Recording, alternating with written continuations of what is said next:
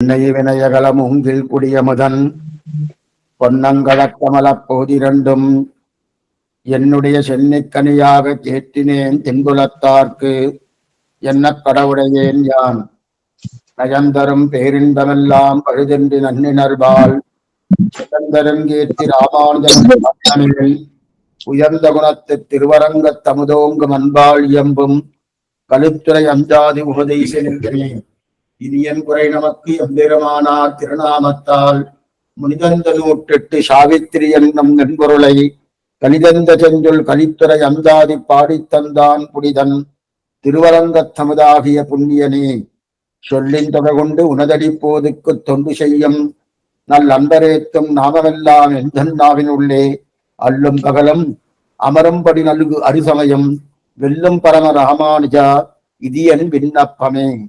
ஆரப்பொழில் தென்குருகை பிரான் அமுதத்திருவாய் ஈரத்தமிழன் இசையுணர்ந்தோர்கட்கு இனியவர்தம் சீரை பயின்றியும் சீலங்கள் நாதமுனியை நெஞ்சால் வாரி பருகும் ராமானுஜன் எந்தன் மாநிதியே. சுவாமி திருவரங்கத்தமதனார்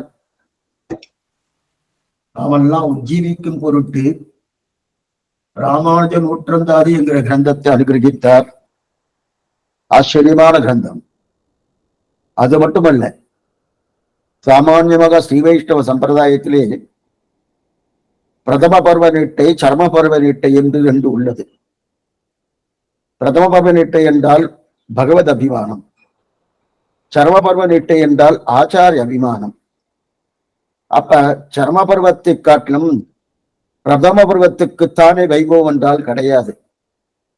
பிரதம பருவம் என்றது பகவான் திருவடியை பற்றுவது, காரியம் ஆகும் என்கிற நிச்சய புத்தி அதில் கிடைப்பது ஒரு சந்தேகத்தை ஏற்படுத்தி கொடுக்கும்.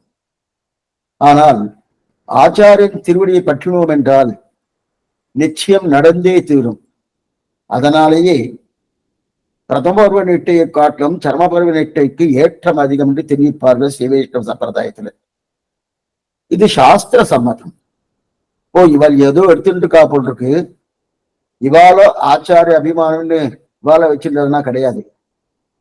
வேதார்த்தம் அறிஞ்சிடுவது ஆச்சாரிய அபிமானமே உத்தாரணம் தெரிவிக்கிறார் திரிலோகாச்சாரியார் தன்னுடைய ஸ்ரீவச்சன பூஷணத்தில். அது நன்றா தெளிவுபடுத்தணும் என்பதற்காக தான் சுவாமி திருவரங்கத்தமதனார் 108 பாசனமாக பிரபந்த காயத்ரி பிரபந்த சாவித்ரி என்னும்படியான ஒரு நிலையிலே நமக்கு ராமானுஜ நூற்றந்தாதி என்கிற கிரந்தத்தை அனுகிரகித்தார். அதிலே 20வது பாசனத்தை அனுபவித்துக் கொண்டிருக்கிறோம். ஆரப்பொழில் தென்குருகை பிரான் அமுதத்திருவாய் ஈரத்தமிழன் இசையுணர்ந்தோர்கட்கு முதல் 8 பாசனம் தொடங்கி 19 பாசனம் வரையில் 12 ஆழ்வாடு வைபவத்தை தெரிவித்தார் சுவாமி திருவரங்கத்தமதனார். அதற்கு மேற்கொண்டு 20வது பாசனம் தொடங்கி ஆச்சாரியனுடைய வைபவத்தை தெரிவிக்கிறார். அதிலே இது முதல் பாசனம், ஆரப்பொழில் தென்குருகை பிரான். இந்த பாசனத்திலே ராமானுஜர் தான் எனக்கு சொத்து, அவர்தான் நிதி என்று தெரிவிக்கிறார் திருவரங்கத்தமதனார். தென்குருகை பிரான், இதுல எத்தனை சுவாமிகளை எடுத்திருக்கா பாருங்க. ஆரப்பொழில் தென்குருகை பிரான், குருகை பிரான் என்றால் நம்மாழ்வார். அந்த நம்மாழ்வாருடைய வைபவம் என்ன? அதற்கு மேற்கொண்டு ஈரத்தமிழன் இசையுணர்ந்தோர் ஆரப்பொழில் தென்குருகை பிரான் அமுத திருவாய், அதான் திருவாய்மொழி. திருவாய்மொழியுடைய வைபவம் என்ன? அதற்கு மேற்கொண்டு ஈரத்தமிழ் இசையுணர்ந்தோர். அந்த திருவாய்மொழி எப்படி இருக்கிறதா? ஈரத்தமிழா இருக்கு.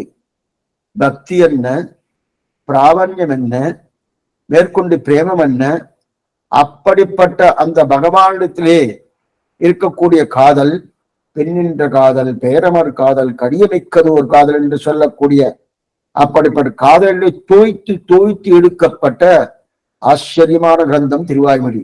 அதைத்தான் ஈரத்தமிழ். ஈரத்தமிழ் இசை உணர்ந்தோர். அந்த ஈரத்தமிழ் நேரடியா இல்லை, அதை இசையே நன்னா உணர்ந்திருக்கார். அப்படி இசை அந்த இசை உணர்ந்தவர்கள் யார்? சுவாமி மதுரகவி ஆழ்வார் என்ன, திருமங்கையாழ்வார்னு ரெண்டு பேரும் அந்த இசை உணர்ந்தவர்கள். ஈரத்தம் இசையுணர்ந்தோர், இசையுணர்ந்தோர் கட்கு. அப்படின்னா அவர்களுக்கு அவர்களை காட்டிலும் அந்த இசையுணர்ந்தோர்கட்கு இனியவர். ஈரத்தம் இசையுணர்ந்தோர்கட்கு இனியவர். அவர்களிடத்தில் இனிமையாக இருக்கக்கூடியவர் யாரு? யார் சுவாமினா பராங்குஷ நம்பின்னு பேர். மதுரகவியாருடைய அந்த வம்சத்திலே அவதரித்தவர் பராங்குஷ நம்பி. அந்த ஈரத்தமிழ் இசையுணர்ந்தோரான மதுரகவியாழ்வாடிய வம்சத்தில் அவதரித்த அந்த பராங்குஷ நம்பி என்ன, அவர் வைபவம் என்ன? ஈரத்தமிழ் இசையுணர்ந்தோர்கட்கு இனியவர்தம் சீரை பயின்றுயும் சீலங்கொள் நாதமுனி. அந்த இனியவர்தம் ஷீர். அப்ப பராங்குஷ நம்பியின் ஷீர், அவருடைய வைபவம் என்ன, அவருடைய ஆச்சரியமான அந்த நிலை என்ன, அதையெல்லாம் சீரை பயின்று உய்யும். அதனாலேயே உய்வு அடைந்தார் இல்லையா சுவாமி நாதமணிகள். அப்படி என்றால் அவர் கண்ணினும் செலுத்தாமை கொடுக்கவில்லை என்றால் இத்தனை தூரம் காலட்சேபம் இருக்குமா? இல்ல நாதமணிகளே 4000 பெற்றிருப்பாரான்னு சந்தேகம்தான். அதனால அந்த இனியவர்தம் சீரை பயின்றியும் சீலங்கொள் நாதமணி, அந்த நாதமணிக்கு வைபவம் பராங்குஷ நம்பியின் சீரை பயின்று உய்ந்தவர். அதற்கு வேண்டு சீலங்கொள் நாதமணியை நெஞ்சால் வாரி பருகும். அப்படிப்பட்ட நாதமுனியின் திருவடிகளையே அவருடைய பூர்ணமான அனுகிரகத்தை தன்னுடைய நெஞ்சாலே வாரி பருகும் ராமானுஜன்.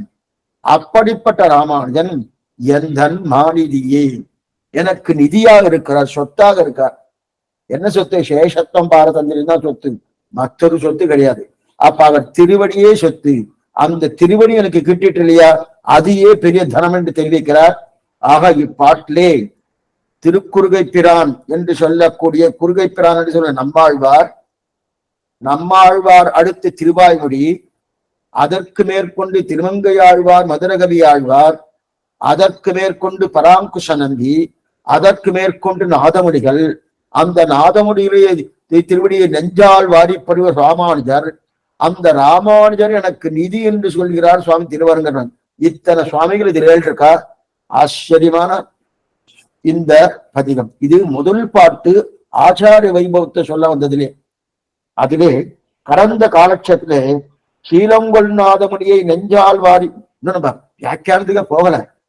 இந்த இடத்துல இந்த வைபவம் என்ன, அவைபவம் என்ன, இவ இத்தனை பேரும் சொன்னபடியால நம்ம என்னக்கு நான் வந்துட்டுனா குரு பரம்பரை சொல்ல வேண்டிய ஒரு நிர்பந்தம் வந்துட்டு. யாரால் சொல்லியிருக்கா?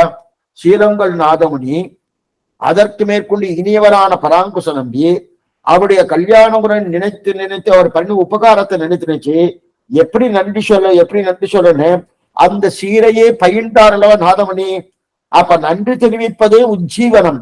அந்த உஜ்ஜீவனம் இருக்கக்கூடிய சீலங்கொள் நாதமணி, அந்த நாதமணியை நெஞ்சால் வாரிப்படுகும் ராமானுஜன். அந்த நாதமணியை என் நெஞ்சால் வாரிப்படுகிற ராமானுஜன், அந்த ராமானுஜனை எனக்கு நிதின்னு தெரிவிக்கிறார் திருவரங்கன். ஆக நம்மாழ்வாரை பற்றி, அவர் பாடின திருவாய்மொழியை பற்றி, அதிலே சேர்ந்த இன்னிசையை பற்றி, அந்த இன்னிசையில் மயங்கிய மதுரகவியாழ்வார்ன திருமங்கையாழ்வார்ன இவர்களை பற்றி, அந்த மதுரகவியுடைய வம்சத்தராக இருக்கக்கூடிய பெரியவரான பராங்குஷ நம்பியை பற்றி, அந்த பராங்குஷ நம்பி இடத்திலே 4000 பெறுவதற்காக சுவாமி நாதமணிகள் கண்ணினை சிறுத்தாமை அவர் அனுகிரகிக்க பெற்றாரனோ, அப்படிப்பட்ட நாதமுனிகளை பற்றி, அந்த நாதமுனிகளையே நிச்சயப்படி அனுபவிக்கக்கூடிய ராமானுஜரை பற்றி, அந்த ராமானுஜர் எனக்கு மாநிதி என்று தெரிவிக்கிறார் திருவரங்கத்தவனால். இது இத்தனை இந்த பாட்டுல இருக்கிறபடியாலே குரு பரம்பரை சொல்ல வேண்டிய ஒரு நிர்பந்தம் வந்துருச்சு. அப்படி இன்னும் குரு பரம்பரை ஆறுனா, குரு பரம்பரா திருவாய்மொழி வைபவம் என்ன, ஆழ்வான் வைபவம் என்ன, ஆழ்வாருடைய காலங்கள் என்ன பண்ணுங்க, ஏனைய ஆழ்வாருடைய காலங்கள், இவருடைய காலங்கள், இதெல்லாம் சொல்ல வேண்டிய ஒரு நிர்பந்தம் வந்துருக்கு. நிதானமா பார்ப்போம். அதனால இப்ப முதல் ஆழ்வாருடைய நிலை என்னன்னு பார்ப்போம். மாதா பிதா இவதயகா ஸ்தனஜா விபூதிகி சர்வம் யதேவ நியமேன மதன்மயானாம் ஆத்யஸ்தன குலபதி. நம்முடைய குலத்துக்கு தலைவரியார் சுவாமி நம்மாழ்வார். அப்படிப்பட்ட முதல்ல அவர் பிறந்த கதை, அவர் அவதாரம் பண்ண கதை எங்க? திருக்குருவூர் வைபவம், ஆழ்வார் வைபவம், இதையெல்லாம் சேர்த்து பார்த்து அதோட ராமானுஜரை சேர்த்தாதான் இந்த பாசுரத்துக்கு உண்டான அர்த்தமே நமக்கு புரியும். மேலெழுந்த வாரியா பார்த்தா இந்த பாசுரத்தோட அர்த்தம் வேற மாதிரியா தெரியும். ஆனா குரு பரம்பரை பிரபாவமாக இதை பார்க்க வேண்டியிருக்கு. அதனால்தான் ஆச்சரியமா தெரிவிக்கிறார். ஆனா முதல் பாட்டிலே தெரிவித்தார், பூமண்ணுமாது பொருந்திய மார்பன் புகழ்மலிந்த பாமண்ணு மாறன் அடிபணிந்தவன். அதிலேயே மாறன் அடிபணிந்தென்னு தெரிவித்தார். இதத்தான் மணவாளம் அவர்கள் தன்னுடைய எதிராஜ் விம்சத்தில தெரிவிக்கிறார். ஸ்ரீமாதவாங்கிரி ஜலஜத்வய நித்தியசேவா பிரேமாவிலாசய பராங்குச்ச பாத பக்தம் அப்படின்னு தெரிவிக்கிறா. பராங்குத்த பாத பக்தம் தெரிவிக்கிறார் இல்லையா? அவர் ஆழ்வார் அவதாரம் பண்ணது எதுக்கு சுவாமி? இந்த நித்திய விபூதி என்ன, இந்த லீதா விபூதி என்ன, இரண்டுமே வாழணும். நித்திய விபூதி வாழமானா இவர் மங்களாசாதனம் பண்ணதான். பாஷண்ட சாகுர மகாபுர பாமுகாக்னி ஸ்ரீரங்கராஜ சரணாம்புஜ மூலதாசகா ஸ்ரீ விஷ்ணுலோக மணிமண்டப மார்கதாயி. சுவாமி ராமானுஜன் பேரு விஷ்ணுலோக மணிமண்ட மார்கதாயின்னு தெரிவிக்கிறார். தாட்டி பஞ்சகம்னு ஒரு ஆச்சரியமான கிரந்தம். அந்த கிரந்தத்தை தெரிவிக்கிறார். இதுக்கு சொல்வதுன்னா விரஜய நதி, அந்த விரஜா நதி இந்த பக்கம் அந்த பக்கம் ரெண்டு பக்கம் இருக்கு. ஆனா ஒரு பக்கம் மட்டும் நல்லா வாழ்ந்துட்டு இருக்கு, மற்றொரு பக்கம் வாழவே இல்லையனோ. என்னன்னு பார்த்தாரு, ஓ இது வாழணுமே, விரஜைக்கு அந்த பக்கம் வாழணும் இந்த பக்கம் வாழணும். ஏன்னா வாழணுன்றதுக்காக தான் ஆழ்வார் பிரபந்தமே பாடினார். திருவாய்மொழி பாடின காரணம் என்னன்னா, விரஜைக்கு அந்த பக்கம் நித்திய விபூதி, இந்த பக்கம் லீலா விபூதி. நித்திய விபூதி ஆச்சரியமா இருக்கு, லீலா விபூதி போயிட்டு இருக்கு. என்ன காரணம்? என்ன கண்ணா, அதை முன்னுக்கு கொண்டு வரணுமோ. அப்ப அதற்காக திருவாய்மொழி அப்படின்னு. சரி சுவாமி, அந்த திருவாய்மொழிக்கு இத்தனை வைபவம் உண்டா? நம்மை விரைஜைக்கு அந்த பக்கம் அழிச்சு கொண்டு போகக்கூடிய அத்தனை வைபவம் இந்த திருவாய்மொழிக்கு உண்டான நன்னாவே உண்டு. இது முந்தின பாசனத்தோடு சேர்த்து பார்க்கணும். முந்தின பாசனம் 19வது பாசனம்.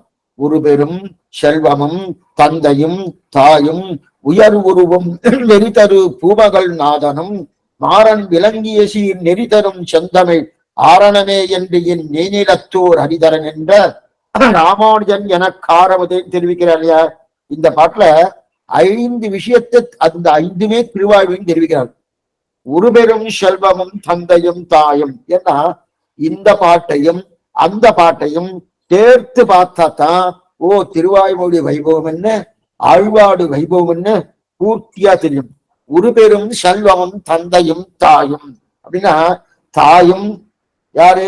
அந்த திருவாய்மொழிதான். தந்தையும் அந்த திருவாய்மொழிதான். குருவும் அந்த திருவாய்மொழிதான். பகவானும் அந்த திருவாய்மொழிதான். செல்வமும் அந்த திருவாய்மொழிதான். அப்பனா இத்தனையும் திருவாய்மொழி சொல்லிட்டு இருக்கிற சுவாமி. இந்த திருவாய்மொழிக்கு சேவிச்சாலே இந்த 5 தன்னடையே கிட்டும் தெரிவிக்கிறார். தந்தை என்ன, தாய் என்ன, செல்வம் என்ன, அதற்கு மேற்கொண்டு பகவான் என்ன, குருவான ஆச்சாரியன் என்ன, அத்தனையும் கிட்டுன்னு தெரிவிக்கிறார். அதனால ஆழ்வார் பண்ண அத்தனை உபகாரம் பண்ணியிருக்காரு.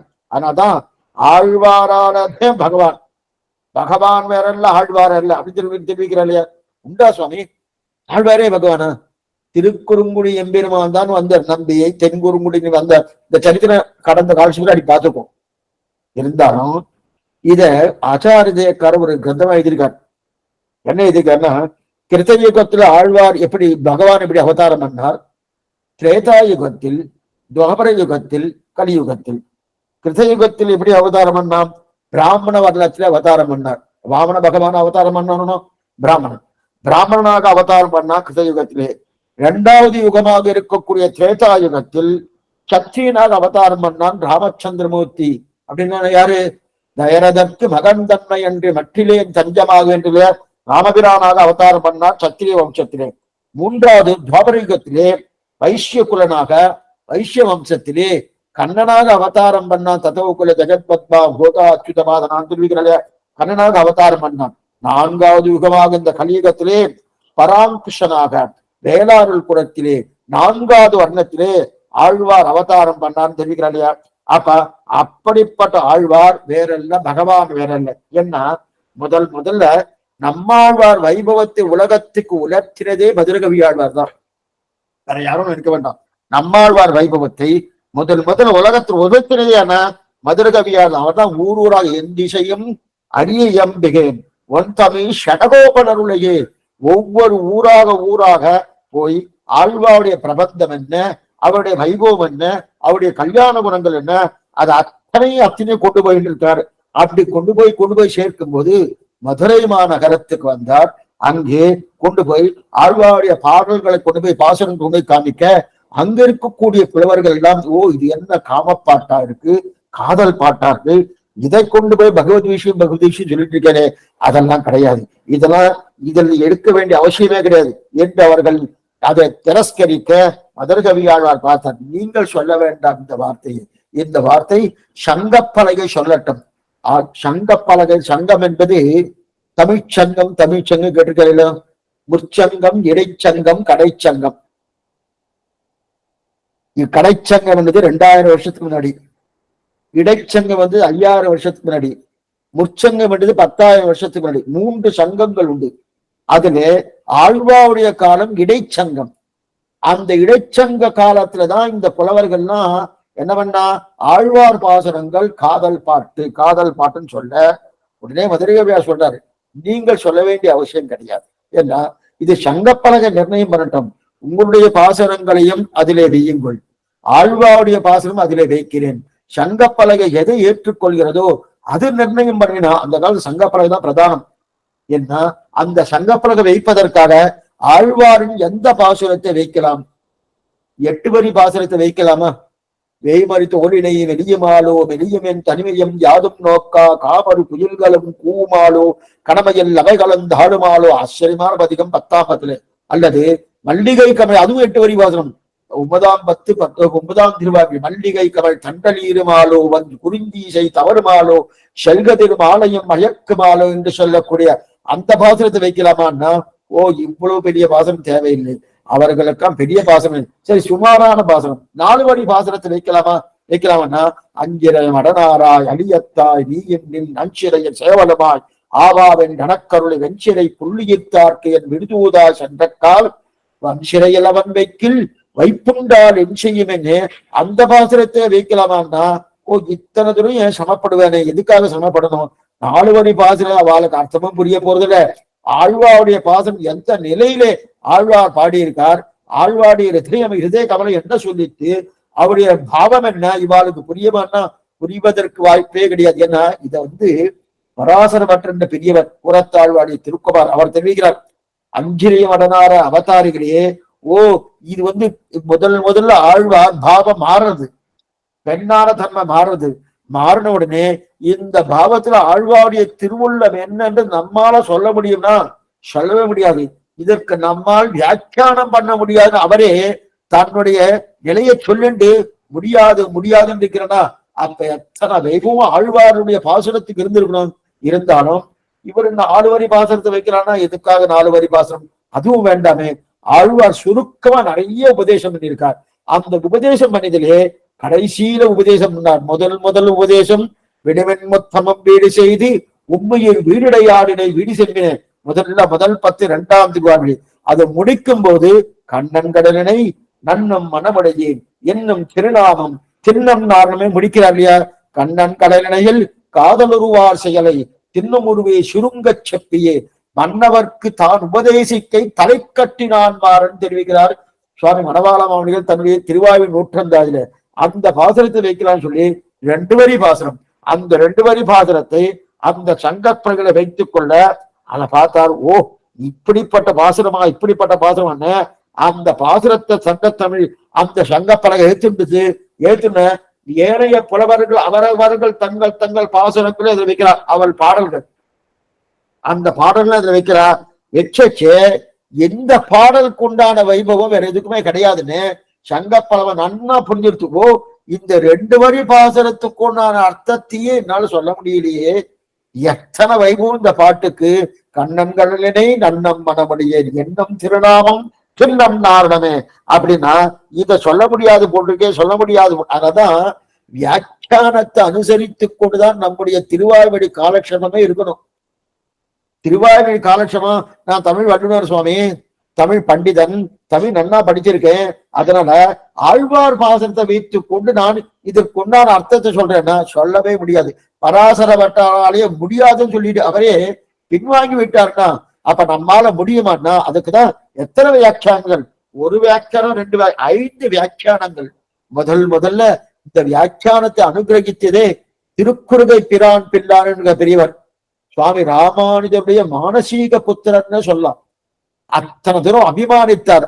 அவரைத்தான் எல்லாரும் ஞான திருக்குறுகை பிரான் பிள்ளான் எதிராஜன் பேரொல்லால் உள்ளாரம் அன்புடனே மாறன் மறைப்புல அன்புரைத்தது இன்பமிகு 6000 படி வியாக்கியானத்தை முதல்ல அவர்தான். அதுதான் விஷ்ணு புராண கிரமம்னு பேருது.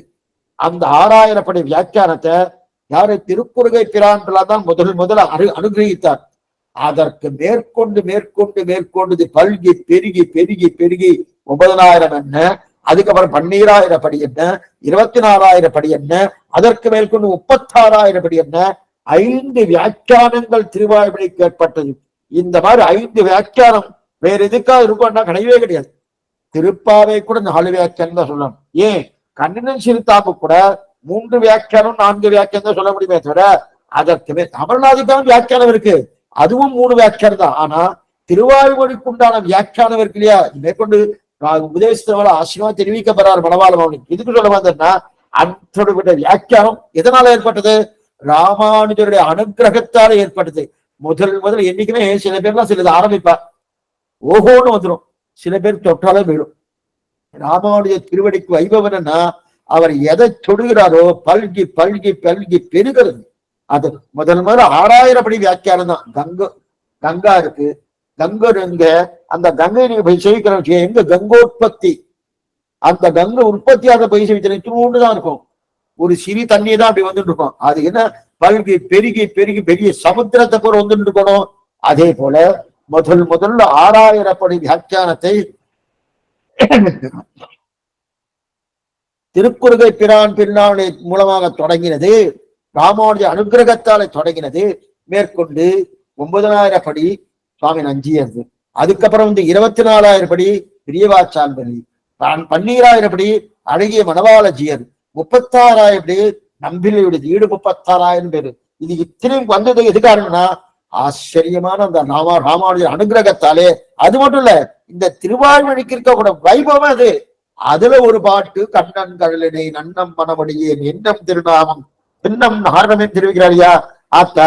இத மதுரகவி ஆழ்வாரும் ஒரு ஓலச்சூழலை வைச்ச உடனே அந்த இதுக்குண்டான வைபவம் என்னவன்னு தெரிஞ்சுட்டு மற்ற அத்தனையும் தள்ளிட்டு அந்த சங்க பலகை மற்ற புலவர்கள்லாம் எழுதி வச்சாரணும் அந்தந்த கிரந்தங்களை பூர்த்தியா தள்ளி இந்த ஆழ்வாருடைய திருவாய்மொழி இந்த 12 பாசுரமே 10ஆம் 10 5ஆம் திருவாய்மொழி முதல் பாசுரம்.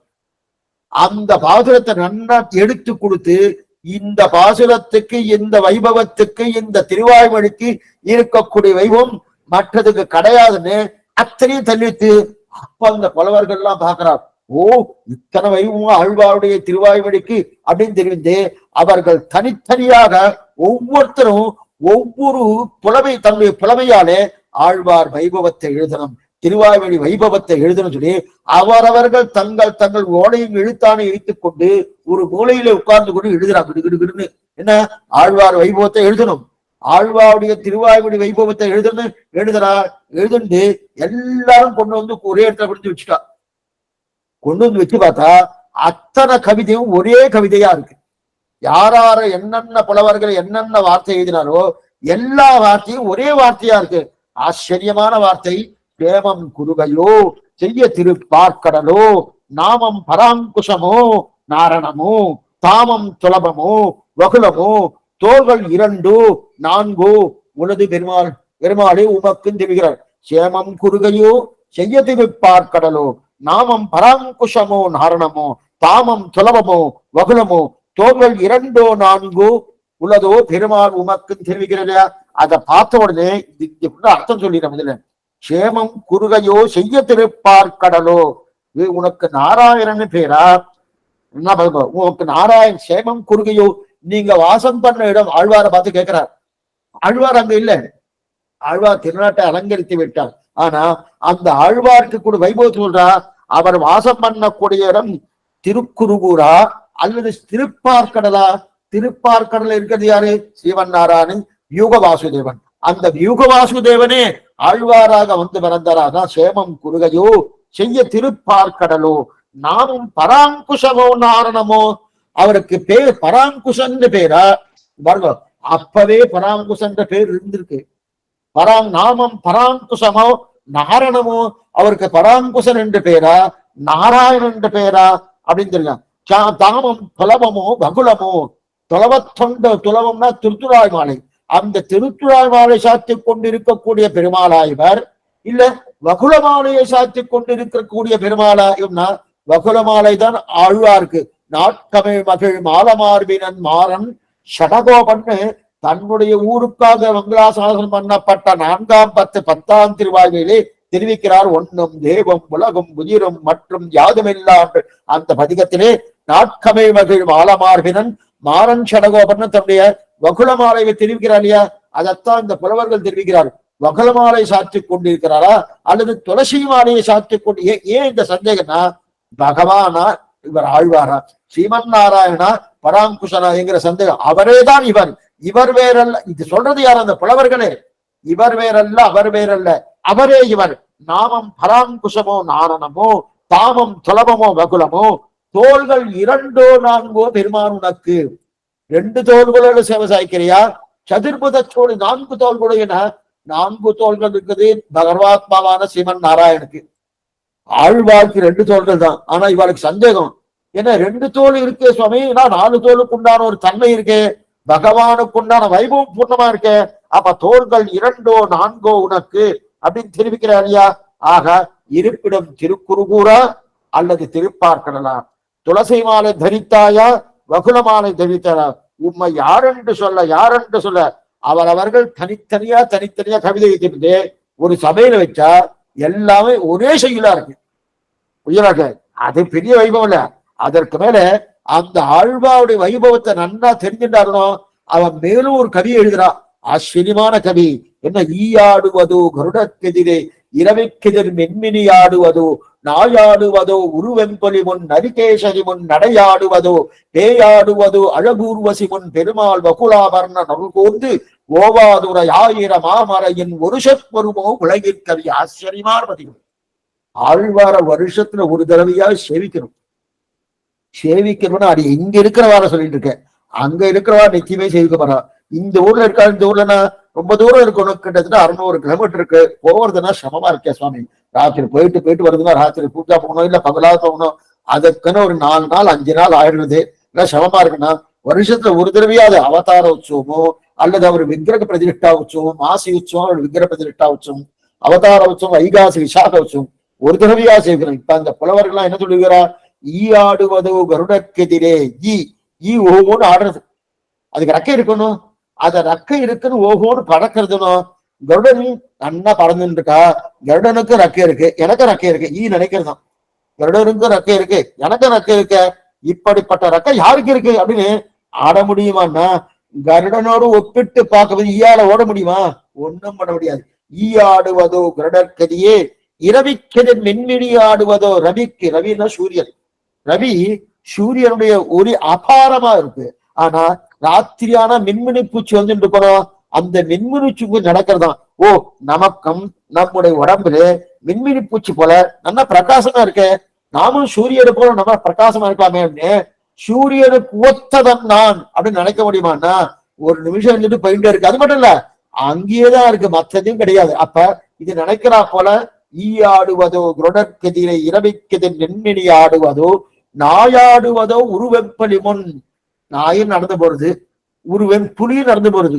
புலியும் அப்படின்னா நாய் ஆடுவதோ உருவெப்பலி முன். நாய் குறைக்கிறது, அதே புலியும் ஒரு கர்ஜனை பண்றது. அதுக்கு நிறைய வித்தியாசங்கள் இருக்கு. ஆனா இது 2மே பயமா தான் இருக்கும். ஆனா அது கொஞ்சம் அகோரமா இருக்கும். நாயாடுவதோ உருவெப்பலி முன் நரிகேசரி முன் நிறையாடுவதோ. நரியும் இருக்கு, கேசரின்னா சிங்கம் இருக்கு. சிங்க நடை கேள்விப்பட்டிருக்கேல. சிங்கம் அப்படி நடந்ததே வச்சுக்க. அடிக்கடி நம்முடைய வியாக்கியாதாயிகா சிம்மாவலோகன்யாயம் இதுவா அப்படின்னா சிம்மம் என்ன பண்ணுவோம்னா அப்படி நடந்து போகும்.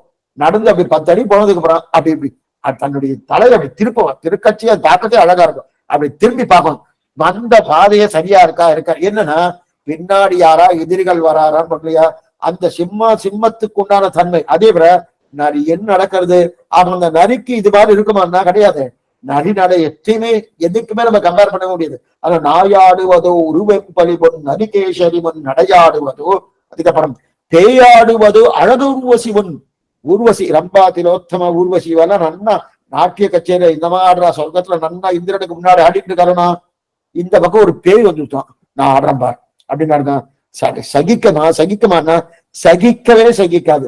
பேயாடுவது அழக உருவசிவன் பெருமாள் வகுலாபர்ணன் அருள் கூர்ந்து, இனிமேதான் சொல்றா பாருங்க, பெருமாள் வகுலாபர்ணன் அருள் கூர்ந்து அவருடைய பாசுரங்கள் இருக்கே, அவருடைய பிரபந்தங்கள் 4 பிரபந்தங்கள், திருவிருத்தம் என்ன, திருவாசிரியம் என்ன, பெரிய திருவந்தாதி என்ன, திருவாய்மொழி என்ன, இந்த 4 வேதத்துக்கு 4 சமமாக எடுக்கப்பட்ட அந்த பிரபந்தத்துக்கே பெருமாள் வகுலாபர்ணன் அருள் கூர்ந்து ஓவாது உரை 1000 மாமரையன். அதுல 3ஐயும் தள்ளுங்கோ, திருவாய்மொழி எடுத்துக்கோ. ஓவாது உரை 1000 மாமரையன். அந்த 1000 மாமரை என்று சொல்லக்கூடிய திருவாய்மொழி 1108 பாசனங்கள் வேண்டாம். ஓவாது உரை 1000 மாமரையன் ஒரு சொல். அந்த பாசனம் சரி, 1102 பாசனம் வேண்டாம். ஒரு பாசனம் எடுத்துக்கலாமா? அந்த ஒரு பாசனம் வேண்டாம். பாதி பாசனம் எடுத்துக்கலாமா? பாதி பாசனம் வேண்டாம். முதல் வரியை எடுத்துக்கலாமா? முதல் வரியை வேண்டாம். அந்த முதல் வரியிலே ஒரு சொல் இருக்குமோனோ அந்த சொல்ல எடுத்துட்டாலும் ஓவாது உரை 1000 மாமரையன் ஒரு சொல் பொறுமோ உலகிற்கவியே. உலகத்துல எத்தனை கவிகள் இருந்தாலும் இவரது 4 பிரபந்தங்கள் தேவையில்லை. அந்த 4 பிரபந்தங்களை 3ஐ தள்ளி திருவாய்மொழி தேவையில்லை. அந்த திருவாய்மொழியில 1102 பாசனங்கள் தேவையில்லை. அதுல ஒரு பாசனத்தை எடுத்துக்கொண்ட அந்த பாசனம் பூர்த்தியா தேவையில்லை. அந்த பாசனத்திலே பாதி பாசனமும் தேவையில்லை. அந்த பாசனத்துக்குள்ளே முதல் வரியாக இருக்கக்கூடிய அந்த பாட்டும் தேவையில்லை. அந்த முதல் வரியிலே ஒரு சொல், ஒரு சொல் பொறுமோ, அந்த ஒரு சொல்லுக்கு உலகத்தில் இருக்கக்கூடிய கவிகள் சமமாகுமானா ஓவாது உரை 1000 மாமரையன் ஒரு சொல் பொறுமோ உலகிற்கவியே அப்படின்னு தெரிவிக்கிறான்னா, அப்ப திருவாய்மொழிக்குண்டான வைபவம் என்ன, ஆழ்வாருக்குண்டான வைபவம் என்ன அப்படின்னு தெரிவிக்கிறா. அந்த 1000 பாசனம் வேண்டாம், ஒரு சொல் போடும் தெரியல. இந்த ஜகத்து முழுவதும் தேடினாலும் ஆழ்வாருக்கு சமமாக இருக்கக்கூடிய வைபவம் திருவாய்மொழிக்கு சமமாக இருக்கக்கூடிய, அதனால்தான் எல்லா பிரபந்தங்களும் போயிட்டே செவிக்கலாம். இதை மட்டும் உட்கார்ந்துதான் செவிக்கணும். திருவாய்மொழி அது நேற்று கடந்த காலசபையிலே பார்த்துருக்கோம். திருவாய்வு மட்டும் ஏன் சுவாமி வீதியில கிடையாது? கிடையவே கிடையாது. பகவானுக்கு திருவாய்மொழினா ஆனந்தம் ஆனந்தம் தென்னா தெனாவென்று வண்டுமுரல் திருவேங்கடத்து அத்தனை ஆனந்தத்தோடு வைப்பு. அங்கதான் நாதமுனிகளே தெரிவிக்கிறார். பக்தாமிருதம் சஜனானமோதனம் சர்வார்த்த தந்திரி ஷடகோப வான்மயம் சகஸ்த சாகோ உபனிஷத் சமாகமம் நமாமியகம் திராவிட வேதசாகரம். தமிழ் வேத கடல், திராவிட வேதம் தமிழ் வேத கடல். ஆனா அது சம்ஸ்கிருத வேத கடல், அது உப்பு கடல். இது தமிழ் வேத கடல், அது உப்பு கடல். வேதம் என்பது உப்பு கடல். ஏன்னா இதுக்கு என்ன பேரு? அமுத கடல்னு பேரு. பக்தாமிருதம் அமிர்தம். அந்த அமிர்த கடல்களாக இருக்கக்கூடியது திராவிட வேத சாகரம் என்று சொல்லக்கூடிய ஆழ்வார் திருவாய்மொழி. அதே வேதம் என்பது உப்பு கடலா இருக்கு. ஏன்னா உலகத்துக்கு எல்லாருக்கும் ஆனந்தத்தை கொடுப்பது எது? பக்தாமிருதம். ஆனா உப்பு கடல் என்ன அந்த தீர்த்தத்தை வாங்கி வாயில ஒட்டிக்க முடியுமா? உப்பு கடல், கடல்ல நிறைய ஜலம் இருக்கு சுவாமி, நல்லா சாப்பிடுங்க சாப்பிடுங்க, சாப்பிட முடியாது, உப்பு கரிக்குமானோ. ஆனா ஷடகோபருடைய வாக்கிலிருந்து பிறந்ததாக இருக்கக்கூடிய ஆச்சரியமான அந்த வேதமானது பக்தாமிர்தம். உப்பு கடல் அல்ல, அமுதக்கடல். அந்த அமுதக்கடத்தை நன்னா பருகலாம் பருகலாம். ஏன்னா சகல வேதங்களின் அர்த்தங்களை தனக்குள்ளே அடக்கி கொண்டிருக்குது திருவாய்மொழி. அதனால வேதம் தமிழ் செய்த மாறன் அப்படிங்கிற. ஆனா வாரி விழுங்க முடியாது அந்த உப்பு கடலான சம்ஸ்கிருத வேதத்தை. இதை நன்னா வாரி வாரி வாரி வாரி நன்னா பழகலாம், பருகலாம், நன்னாவே பருகலாம் தெரிவிக்கிறார் இல்லையா? அப்ப காரணிக்கு நான் அந்த ஷடகோபனிய திருவாக்கிலிருந்து பறந்திருக்கணும். 1000 சாக்கைகளோடு கூடியது சாம வேதத்துக்கு சமம். அது மட்டும் இல்ல, வேதமே இதுதான், வேதமே இதுதான். வேதம்னு சொன்னா இது அது மட்டும் இல்ல, நமக்கு எத்தனை தூரம் நமக்கு வைபவத்தை கொடுத்துருக்காருன்னா, சில எல்லாம் என்ன நினைக்கிறா, சுவாமி சுவாமி இதெல்லாம் இவாள்லாம் சேவிச்சுட்டு இருக்கா, எங்களால சேவிக்க முடியல, வேதத்தை நாங்க சேவிக்கப்படாதா, நாங்க என்ன பாவிஷ்டா இருக்கலாம் அப்படின்னு சில பேர் இந்த மாதிரி தெரிவிக்கிறாங்க இல்லையா? அவளுக்காக ஆழ்வார் காருண்யத்தோடு கொடுக்குவது பண்டிதர்கள் என்ன, பாமரர்கள் என்ன, பெண்கள் என்ன, யார் வேணும். இது அதிகிருதாதிகாரம் அல்ல, சர்வாதிகாரம். ஆனா வேதமோ வேதசாரம் உபனிஷத்து சாரதர அணுவாக சாரதம காயத்திலே முன்னோதினபடியாலே, இது ஆச்சாரியக்காரர்கள் முன்னோதினபடியாலே அந்த நாராயணமத்திரை திருமந்திர சொல்றதனும் அந்த திருமந்திர சொல்ல அதன் மூலம் ரகசிய திருமந்திரம் என்ன, ஜெயம் என்ன, சர்மஸ்லோகம் என்ன, அதை நேர கொண்டு உபதேசத்துல கொண்டு போய் வைக்க அந்த உபதேசத்தை வைபவத்தை சொல்லி அது சாந்தோக உபதேசம் சமம் என்று நம்மாழ்வாவுடைய பாசுரத்தை அந்த அழகிய மணவாள பெருமான தெரிவித்தாரணும். அதனாலே இதுக்கு வைபவம். அவர் தெரிவித்தபடியால வைபவம் எடுத்துக்க கூடாது. நமக்கு தெரியாதது அவர் தெரிவித்தார்கள். வைபவம் இதற்கு இயற்கையா உண்டு. அப்படின்னா சாந்தோக்து உபநிஷத்துடைய சாராம்சம் எதுன்னா திருவாய்மொழி. அதனால்தான் இந்த இடத்துல பாருங்க, அமர்நாதிபிரான் கிரந்தம் இருக்கு, அதே திருவாய்மொழி கிரந்தம் இருக்கு. ரெண்டுமே எதோடைய சாரம்? திருமந்திரத்தின் சாரம் தான். திருமந்திரம் என்ன சொல்லப்பட்டது? ஓம் நமகா நாராயணா, 3 எழுத்துக்கள். அந்த 3 எழுத்துக்களுடைய சாராம்சம் தான் அமர்நாதிபிரான் ஆகட்டும், அதே போல திருவாய்மொழி ஆகட்டும். ஆனா அமர்நாதிபிராண்ட திருமந்திரத்துல சொல்லப்பட்ட பிரணவம் என்று சொல்லக்கூடிய ஓம்காரம், ஓம்காரத்திலே அகார உக்காரம் அகாரங்கள் உண்டு. அந்த அகார உக்காரம் அகாரம் வரிசைப்படிதான் அமர்நாதிபிரான் கிரந்தமே இருக்கும். அமர்நாதிபிரான் அடியார்கண்ணை ஆட்படுத்த விமரன் விண்ணவர்கோன் விரையார்படில் வெங்கரவன். இதன் முதல் பாட்டு ஆள ஆரம்பிச்சது. 2ஆம் பாட்டு உவந்த உள்ளத்தனாய் அப்படின்னு நான் செய்து. 3ஆம் பாட்டு மஞ்சிபாய் வரவேங்கரவனை அகார உக்காரம் அகாரங்கள். இந்த வரிசை கிரமத்திலேயே அமர்நாதிபிரான் கண்ணு ஆச்சரியமா இருக்கும். அதே போல திருவாழ்மை உண்டான்னா கிடையாது. திருவாழ்மைனே சுவாமி நல்ல பாசுரத்தை பாருங்க. உயர் வர உயர் நலம் உடையவன் எவனவன் ஊழ ஆரம்பிச்சிருக்கு. முதல்ல ஆள ஆரம்பிக்க ஊழ ஆரம்பிச்சிருக்கு. மயர் வர மதிநலம் அருளினான் மக்காரத்துல ஆரம்பிச்சிருக்கு 2வது சப்தம். அயர் வரும் அமரர்கள் அதிபதி 3வது சப்தம் தான் அக்காரத்துல ஆரம்பிச்சிருக்கு. அப்படியே மாறி இருக்கு பாருங்க. முதல்ல அகாரம் வரணும், அடுத்து உக்காரம் வரணும், அடுத்து மகாரம் வரணும். அப்படின்னா அயர் வரும் அமரர்கள் அதிபதி எவனவன், அடுத்தது உயர்வர உயர்நலம் உடையவன் எவனவன், அடுத்தது மயர்வர மதிநலம் அருளினான் எவனவன். இந்த கர்மத்துலதான் ஆழ்வார் சேவிச்சிருக்கணும். ஆனா ஆழ்வார் பாசுரம் அப்படி இல்லை. உயர்வர உயர்நலம் உடையவன் எவனவன், மயர்வர மதிநலம் அருளினான் எவனவன், அயர் ஒரு அமரர்கள் அதிபதி எவனவன் அப்படின்னு வந்திருக்கு. கடைசியில துயராடி சுடர்னு வந்திருக்கு வச்சுக்கோ. ஆனா ஏன் சுவாமி இந்த மாதிரி சேவிச்சார்? திருப்பாணாழ்வார் சொல்லியா சேவிச்சிருக்காரு சுவாமி. இவர் என்ன மாத்தி சேவிச்சிருக்கார்? அகார உக்காரத்துடைய அந்த வனிஷக்கிரம ஆழ்வாருக்கு தெரியும், நம்ம ஆழ்வாருக்கு தெரியாதுன்னு நன்னாவே தெரியும், நன்னாவே தெரியாது. அப்ப மாத்தி இருக்காரு. ஆனா நீங்க என்ன சொல்றது? திருமந்திரத்தின் அர்த்தம் திருமந்திர அர்த்தம் சொல்லிட்டு இருக்காரு. இத்தனை நாள் திருவாய்மொழிக்குண்டான வைபவம் என்ன சொல்லிட்டு இப்ப சுவாமி அப்படியே மாறி இருக்கே சுவாமி. என்ன இப்பவும் இதுக்கு தான் வைபவம். ஆனா அதை காட்டிலும் மேம்பட்ட வைபவம். இதுதான் சாந்தோக்கிய உபனிஷத்தின் சாரம்னு சொன்னோமோ. அந்த சாஸ்திரம் பகவானுக்கு ஒரு திருநாமத்தை கொடுத்திருக்கு. உத்துன்னு பேரு. தஸ்ய உதிதி நாம. சாந்தோபனிஷத்து பகவான் நிறைய பேர் கொடுத்திருக்கு. ஒவ்வொரு சகசிரமும் 1000 பேர் இருக்கு இல்லையா? அதே போல இது சாந்தோக்க உபனிஷத்து என்ன சொல்லியிருக்கு? உத்துன்னு திருநாமம். திருமந்திரத்தை தான் சொல்ல வந்தது. 1102 பாசனங்கள். திருவாய்மொழி 1102 பாசனங்கள். அது திருமந்திரம் தான் சொல்ல வந்தது. ஆனா திருமந்திரம் சொல்ல வரும்போது அகார உகார மகாரம் எங்க வரிசை கிரமத்துல இல்லாம அமர்நாதிபிரான் அந்த வரிசை கிரமத்தில் இருக்கணும். இங்க இல்லாம இருக்கிறதுக்கு என்ன காரணம் என்றால் தஸ்ய உதிதி நாம.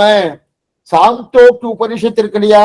ஏன்னா சாரதன அமுவாக சாரதன காயத்ரி, அதே போல சாரதன உபனிஷத்து இதெல்லாம் கடஞ்சி எடுத்த உடனே என்ன கிடைக்கிறது? சாந்தோ உபனிஷத்து சாராம்சம் கிடைக்கிறது.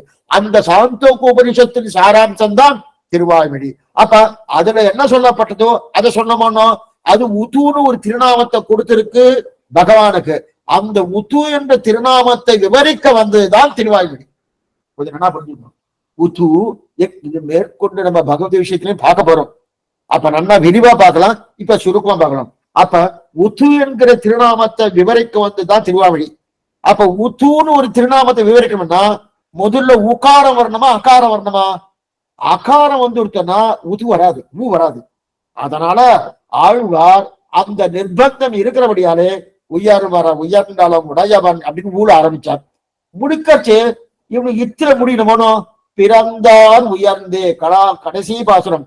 அவாவற்று வீடு பெற்ற அவாவரச்சூழ் அரிய அயனை அரணை அலற்றி அவாவற்று வீடு பெற்ற குருகூர் ஷடகோபன் சொன்ன அவாவிலந்தாதிகளால் இவையாயிரம் முடிந்த அவாவிலந்தாதி இப்பத்தறிந்தார் பிறந்தான் உயர்ந்தே.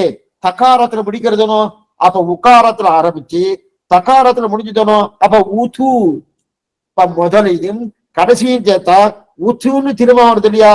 அந்த உத்து என்கிற திருநாமத்தை கொடுக்கவே தான் உக்காரத்துல ஆரம்பித்தார். அப்ப உபனிஷத்துல சாமவேதம் 1000 சாகைகளோடு கூடியது இல்லையா? அதற்கு சமமாகத்தான் இந்த திராவிட வேதம். அதனால்தான் ஊ என்கிற இதிலேயே ஆரம்பித்தான் தெரிவிக்கிறார். அப்ப அப்படிப்பட்ட திருவாய்மொழிக்கு என்ன தெரிவிக்கிறது?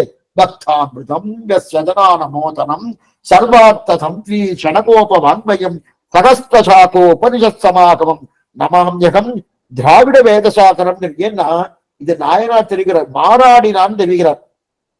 மாறாடினான்னா அங்க சரியா இருக்கே சுவாமி, இதுக்கே மாறாடினா மாறாடி வைப்பதுக்கு காரணம் என்ன? சாந்தோ குபரில் சொன்னப்பட்ட உத்து என்ற திருநாமத்தை சொல்ல வேண்டிய நிர்பந்தம் அப்படின்னு தெரிவிக்கிறார் இல்லையா? ஆமா, திருவாரூர் வைபவமே சொல்லில் அடங்காது. திருவாரூர் எத்தனை வைபவம் சுவாமி சொல்லி முடிச்சலாம், பகவத் வைபவத்தாவது சொல்லி முடிக்கலாம். ஆழ்வார் பாடிய திருவாரூரின் வைபவத்தை என்ன சீர்மை, ஆச்சரியமான சீர். நம்ம சொல்லாது அடங்குமோனா அடங்கமே அடங்காது. அப்படிப்பட்ட அந்த சீர்மையை நாதமுனிகள் அனுபவிக்கிறார் சொல்கிறார்.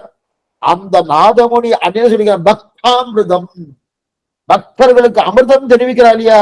அப்படிப்பட்ட அந்த திருவாய்மொழியை நாதமுனிகள் பராங்குச நபி மூலமா நமக்கு வாங்கி கொடுத்தாரோ அந்த சீர்மையா சொல்லி அடங்குமா? அதுவும் அடங்காது. ஆக ஊர் முழுவதும் போய் பரப்பினாரோ மதுரை கவியாவார். எந்திசையம் அரியம்பிகேன் ஒந்தமை ஷடகோபனருடைய அதுவா சொல்லில் அடங்குமான்னா அடங்காது. ஆக திருவாய்மொழியுடைய சீர்மை சொல்லில் அடங்காது. பாடின நம்மாழ்வாரின் சீர்மை சொல்லில் அடங்காது. அனுபவித்துக் கொண்டிருக்க நாதமுனிய சீர்மை சொல்லில் அடங்காது. நாதமுனிகளுக்கு கண்ணீர் சிரிப்பான் மூலமாக வாங்கி கொடுத்தாரே அந்த பராங்குச நம்பி, அவருடைய சீர்மை சொல்லில் அடங்காது. மேலும் மதுரகவிகள் யாருடைய வம்சம்? பராங்குச நம்பி. அந்த மதுரகவியின் வம்சமானோ அந்த மதுரகவியின் சீர்மை சொல்லி அடங்காது.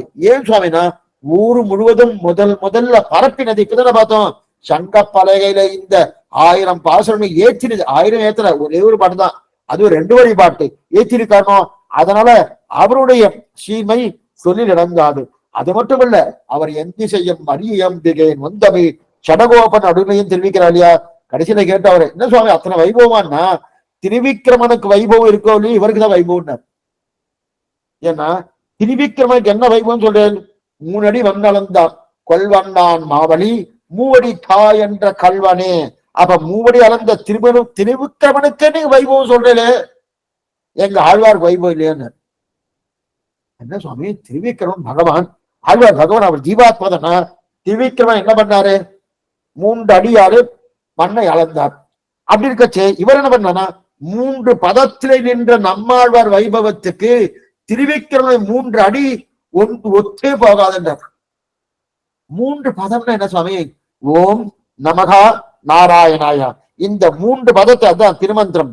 அந்த திருமந்திரத்தை தமிழாக்கி கொடுத்தாருன்னு நம்மாழ்வார்.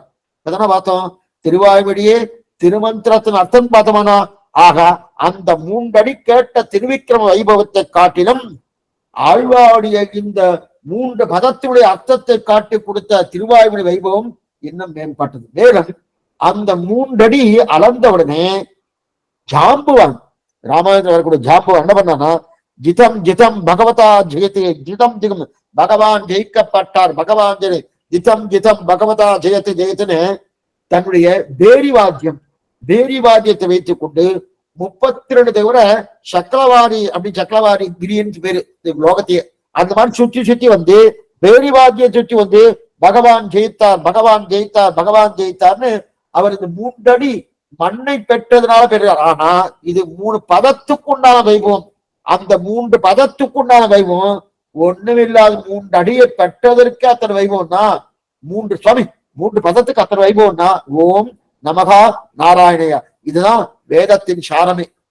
ஓம்காரம் தான் வேதத்தின அந்த சாரத்தை ஆச்சரியமா ஆழ்வார் கொடுத்தாரனோ அந்த ஆழ்வார் கொடுத்த அந்த வைபவத்துக்கு சமமாக எந்த வைபவத்தையும் சொல்ல முடியாது அப்படின்னு தெரிவிக்கிறார்.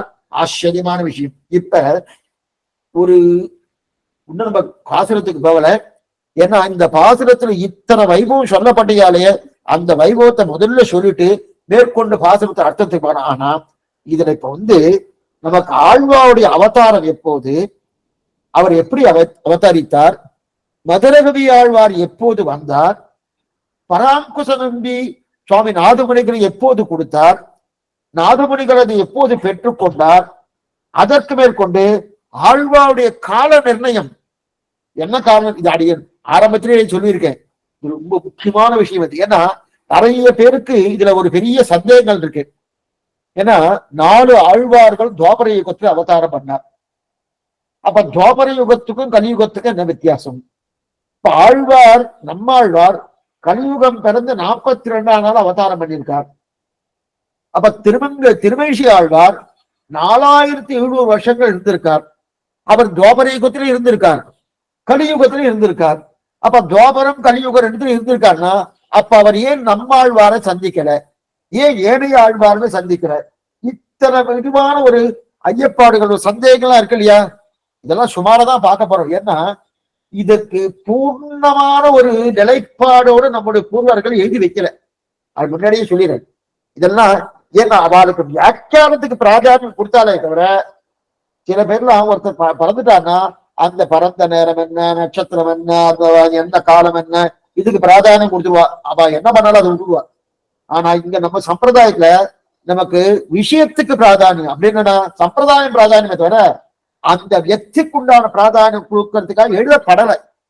ஆனாலும் இதெல்லாம் சில குரு பரம்பரா பிரபாவம் என்ன, திருமுடை அடைவுன்னு ஒரு கிரந்தம், அந்த கிரந்தம் என்ன, ஆழ்வார்லு ஆச்சாரியாலு சரித்திரமும் அப்படின்னு தெலுங்குல இருக்கு, அந்த சரித்திரம் என்ன, அதற்கு மேற்கொண்டு சில கிரந்தங்கள் எல்லாம் எடுத்திருக்கா இல்லையா, அதெல்லாம் வைத்துட்டு பார்த்தா இந்த மாதிரி நிர்ணயிக்கலாம் என்கிற அளவுக்கு பெரியோர்கள் நிர்ணயிச்சிருக்கா.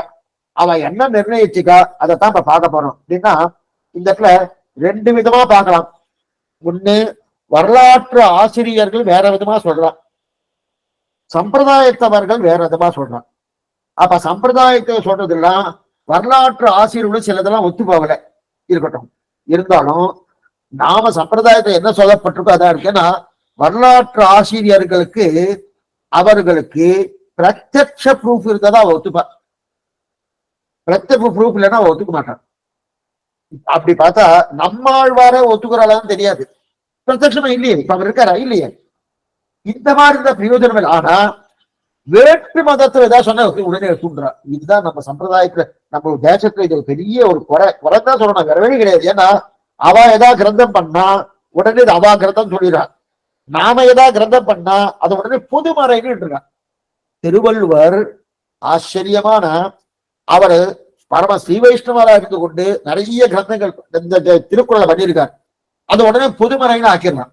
ஏன்னா அவனுக்கு அதுல நிறைய நிர்பந்தங்கள் இருக்கு, ஆக்கிடலாம். ஆனா அவன் ஏதாவது பண்ணா அது வந்துடுறா. இதுதான் இந்த தேசத்துல நடக்கிறது. இருக்கட்டும், இப்ப நன்மை பார்த்துக்கோ. இப்ப காண நிர்ணயம் பண்றோம். துவாபர யுகத்தின் கடைசியில தான் கண்ணனுடைய அவதாரம். கொஞ்சம் நிமிர்ந்து உட்கார்ந்துன்னா நல்லா கேட்டணும். துவாபர யுகத்தின் கடைசியில தான் கண்ணனுடைய அவதாரம். கண்ணன் என்னைக்கு தன்னுடைய சோதிக்கு கிளம்புறானோ அன்னைக்கு கடல் சூழ்ந்துட்டு அவர் முதலே சொல்லிடுறாங்க. அந்த தேரோட்டி, அந்த தேரோட்டே முதல்ல போய் சொல்லு, துவாரகையில யாரும் இருக்க வேண்டாம், அந்த இருக்க வேண்டாம், கிளம்பி வர சொல்லு. கிளம்பி வந்து செஞ்சுட்டு நேரா எல்லாரும் துவாரகையே கடல் சூட போறதுன்னு சொன்னார். அதே போல அவர் என்னைக்கு கிளம்பி போனாரோ அன்னைக்கு மறுநாளே கடல் சூழ்ந்துட்டு துவாரகை. இன்னைக்கு நீங்க துவாரகையை செவிக்கலாம். துவாரகை கடல் சூழ்ந்துட்டு அன்றைய தினத்திலிருந்து இந்த லோகத்தை கனிபுருஷன் தான் ராஜ்யமாள போகிறான், அவன் தான் ஆட்கொள்ள போகிறான்னு அவர் பரமத்து போயிட்டாரு. கண்ணன் கண்ணனுடைய திருமேனியோட பரமத்து போயிருக்காரு. கொஞ்சம் என்ன பண்ணிக்கணும், கண்ணன் திருமேனி இங்க விட்டுட்டு போகல, தன்னுடைய திருமேனி என்னவோ அந்த திருமேனியோட தான் பரமத்து போயிட்டார். இது எங்க இருக்கு? ஸ்ரீமத் பாகவதத்துல நன்னா வியக்தமா நன்னா பண்ணிருக்கு. அப்ப பரமபதம் போன உடனே துவாபர யுகத்தின் கடைசி நாள்னு வச்சுப்போம். ஏன்னா என்னைக்கு கண்ணன் பரமதம் போயிட்டாரோ அன்னைக்கு அடுத்த நாள் இருந்து கலியுகம் பிராரம்பம், ஆரம்பம் அர்த்தம். சரி, அப்படி இருக்க இதுதான் குரு பரம்பரை பிரபாவம் சொல்றது. ஆனா குரு பரம்பரை பிரபாவத்தை ஏதாவது, ஆனா துவாபர யுகத்துலதான் 4 ஆழ்வார்கள் அவதாரம் பண்ணான்னு தெரிகிறது. துவாபர யுகத்துல தான் முதலாழ்வார்கள் பொய்கை ஆழ்வார், பூதத்தாழ்வார், பேயாழ்வார், திருமேஷி ஆழ்வார், இந்த 4 ஆழ்வார்களும் துவாபர யுகத்துல அவதாரம் பண்ணா. துவாபர யுகம் என்பது எத்தனை சுவாமி? 8,64,000 வருஷம் துவாபர யுகம். கொஞ்சம் நல்லா பாத்துங்க, 8,64,000 வருஷம் துவாபர யுகம். கலியுகம் சுவாமி 4,32,000 வருஷம் கலியுகம். என்ன பாருங்க, 4,32,000 வருஷம் கலியுகம். இது துவாபர யுகம் என்பது கலியுகத்தை காட்டில் 2 மடங்கு பெரியது. கலியுகத்தை காட்டில் 3 மடங்கு பெரியது திரேதாயுகம். கலியுகத்தை காட்டில் 4 மடங்கு பெரியது கிருத்தயுகம். நீங்க அப்ப ஒண்ணு பண்ணலாம், கலியுகம் எத்தனை வருஷமோ அதை 2ஆல பெருக்கிறேன்னா துவாபர யுகம். கலியுகம் எத்தனை வருஷமோ அதை 3ஆல பெருக்கினா திரேதாயுகம். கலியுகம் எத்தனை வருஷமோ அதை 4ஆல பெருக்கினா கிருத்தயுகம். புரியுறதா? கணக்கெல்லாம் பின்னாடி சொல்றேன். அப்ப கலியுகம் என்பது யாரோ இல்ல சுவாமி 2012லயோ 2025லயோ 2032லயோ எல்லாம் போயிடும், இல்ல 500 எல்லாம் ஒண்ணும் கிடையாது. 4,32,000 வருஷங்கள் கலியுகம். இப்ப இது வரைக்கும் எத்தனை வருஷம் ஆயிருக்குமா?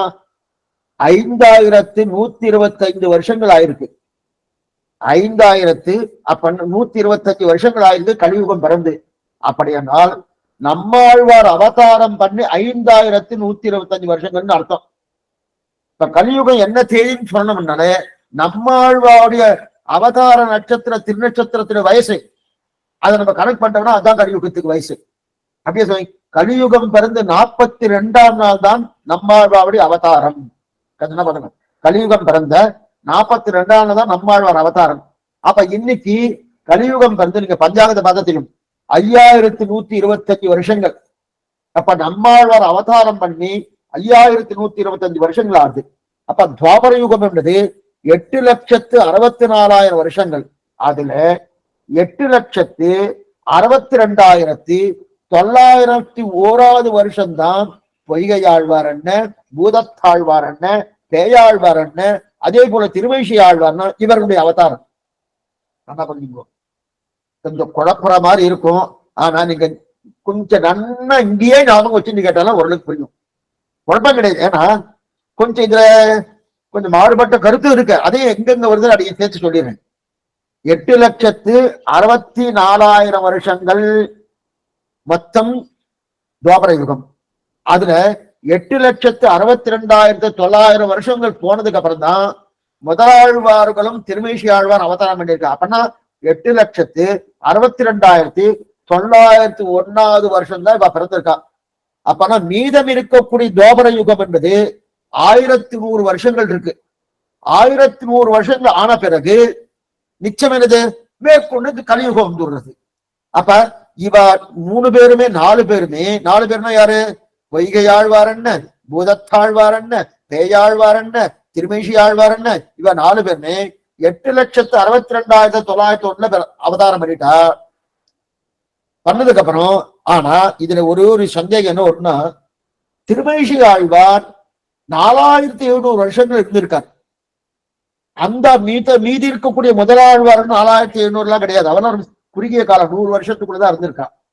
இவர் 4,700 வருஷம் வந்து இருந்திருக்காரு. அப்பன்னா திருமேஷி ஆழ்வார் கலியுகத்திலே இருந்திருக்கணும். ஆனா கலியுகத்திலே இருந்திருக்கான்னு நம்முடைய குரு பரம்பரை பிரபாவம் சொல்றது.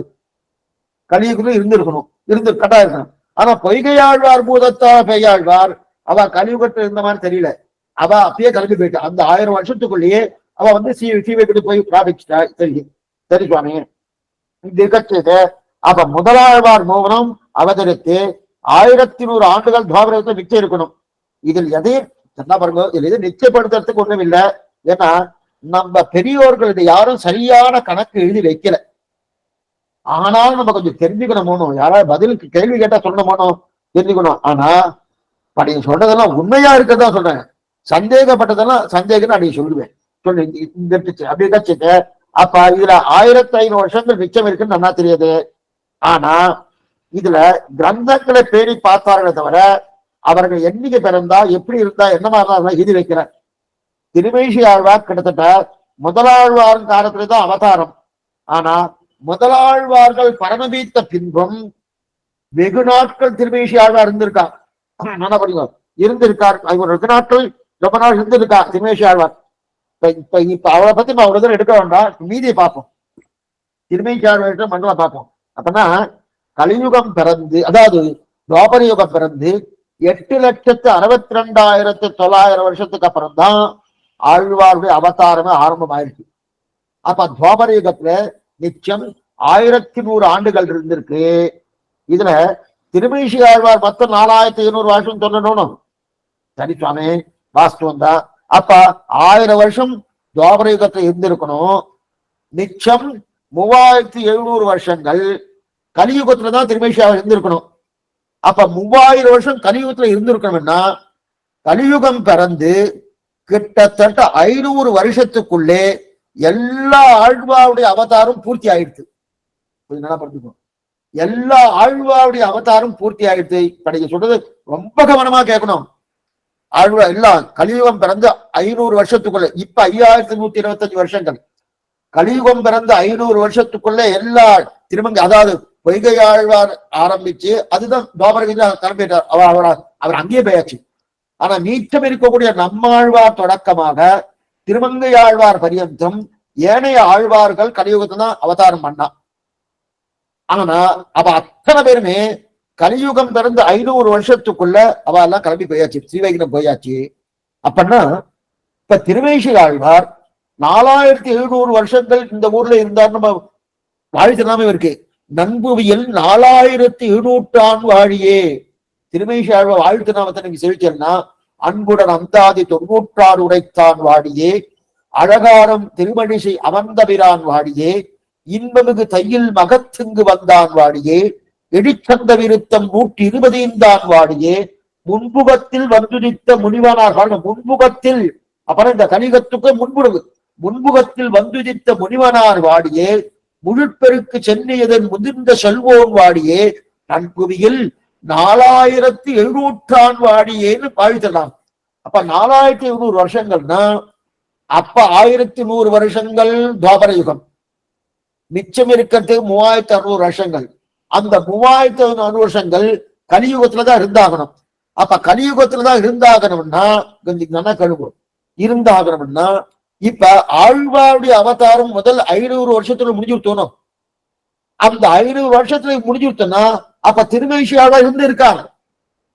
பேச்சுக்கு வச்சுமோ இது எப்படின்னு பின்னாடி இந்த கணக்கு பின்னாடி சொல்றேன் இருந்து. ஏன்னா இதெல்லாம் சொன்னாதான் உங்களுக்கு இந்த மாதிரிலாம் இருக்கா சுவாமி எனக்கு தெரியலேன்னு தோணும். அப்ப 500 வருஷத்துனா இவர் 3600 வருஷம் இருந்திருக்காரு. அப்ப அந்த 3500 500 இருக்கணும். அப்ப திருவந்தி ஆழ்வார் சந்தித்திருக்காரா, பெரியாழ்வார் சந்தித்தாரா? யாரையுமே சந்தித்ததா தெரியல. மதுரகவி ஆழ்வார் சந்தித்தாரா? தெரியல. அவரையும் சந்தித்ததா தெரியல. அப்படி இருக்க செய்த அப்ப இவர் இருந்தாரா இல்லையா? சரி, இது ஒரு பக்கம் அப்படியே வச்சுருவோம். இன்னொன்னு, ஆழ்வார் அவதாரம் பண்ணார்களோ, அவதாரம் பண்ணி முடிச்சோடனே 500 வருஷங்கள் கழித்து ஏதோ சில காலம்தான் அந்த 4000 திவ பிரபந்தம் இருந்தது. அதுக்கப்புறம் என்ன பாருங்க, நாதமுனிகள் காலத்துலதான் மறுபடியும் அந்த 4000 திவ பிரபந்தம் கொண்டு வரப்பட்டது. அது கணக்கு நான் பின்னாடி சொல்றேன், கொண்டு வரப்பட்டதுன்னு.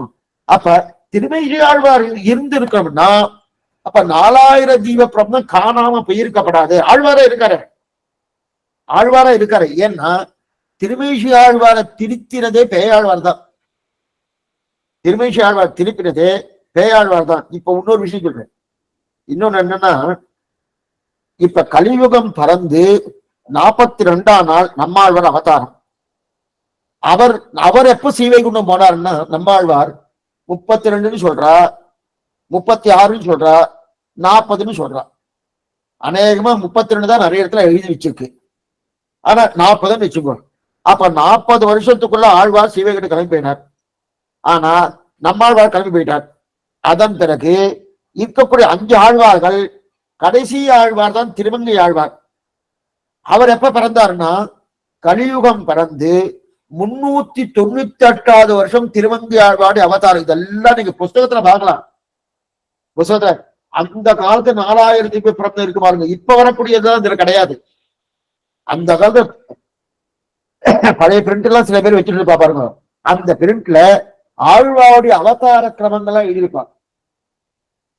அதுல பார்த்தோம்னா கலியுகம் பிறந்து 398வது வருஷம் திருவங்கை ஆழ்வாருடைய அவதாரம். அப்படின்னா இவர் ரொம்ப குறைச்சல வருஷம் தான் இருந்திருக்காரு. இவர் 4500 வருஷம்லாம் இல்லை. அப்ப அப்படி பார்த்தா ரொம்ப காலத்துக்கு பின்னாடி திருமையாக இருந்திருக்குமானோ. ஆனா திருமேஷி ஆழ்வார் யாராவது பார்த்திருக்காரா? இல்ல. சனி சுவாமி அவர்களை பத்தி ஏதாவது பாசுரத்துல ஏதாவது சொல்லியிருக்காரா? ஒண்ணுமே சொல்ல. அதெல்லாம் கேள்விப்படவே இல்லை. இதுக்கெல்லாம் எந்த பதிலும் கிடையாது. ஒரு ஆழ்வார் இன்னொரு ஆழ்வார் பார்த்திருக்காரான்னா கிடையாது.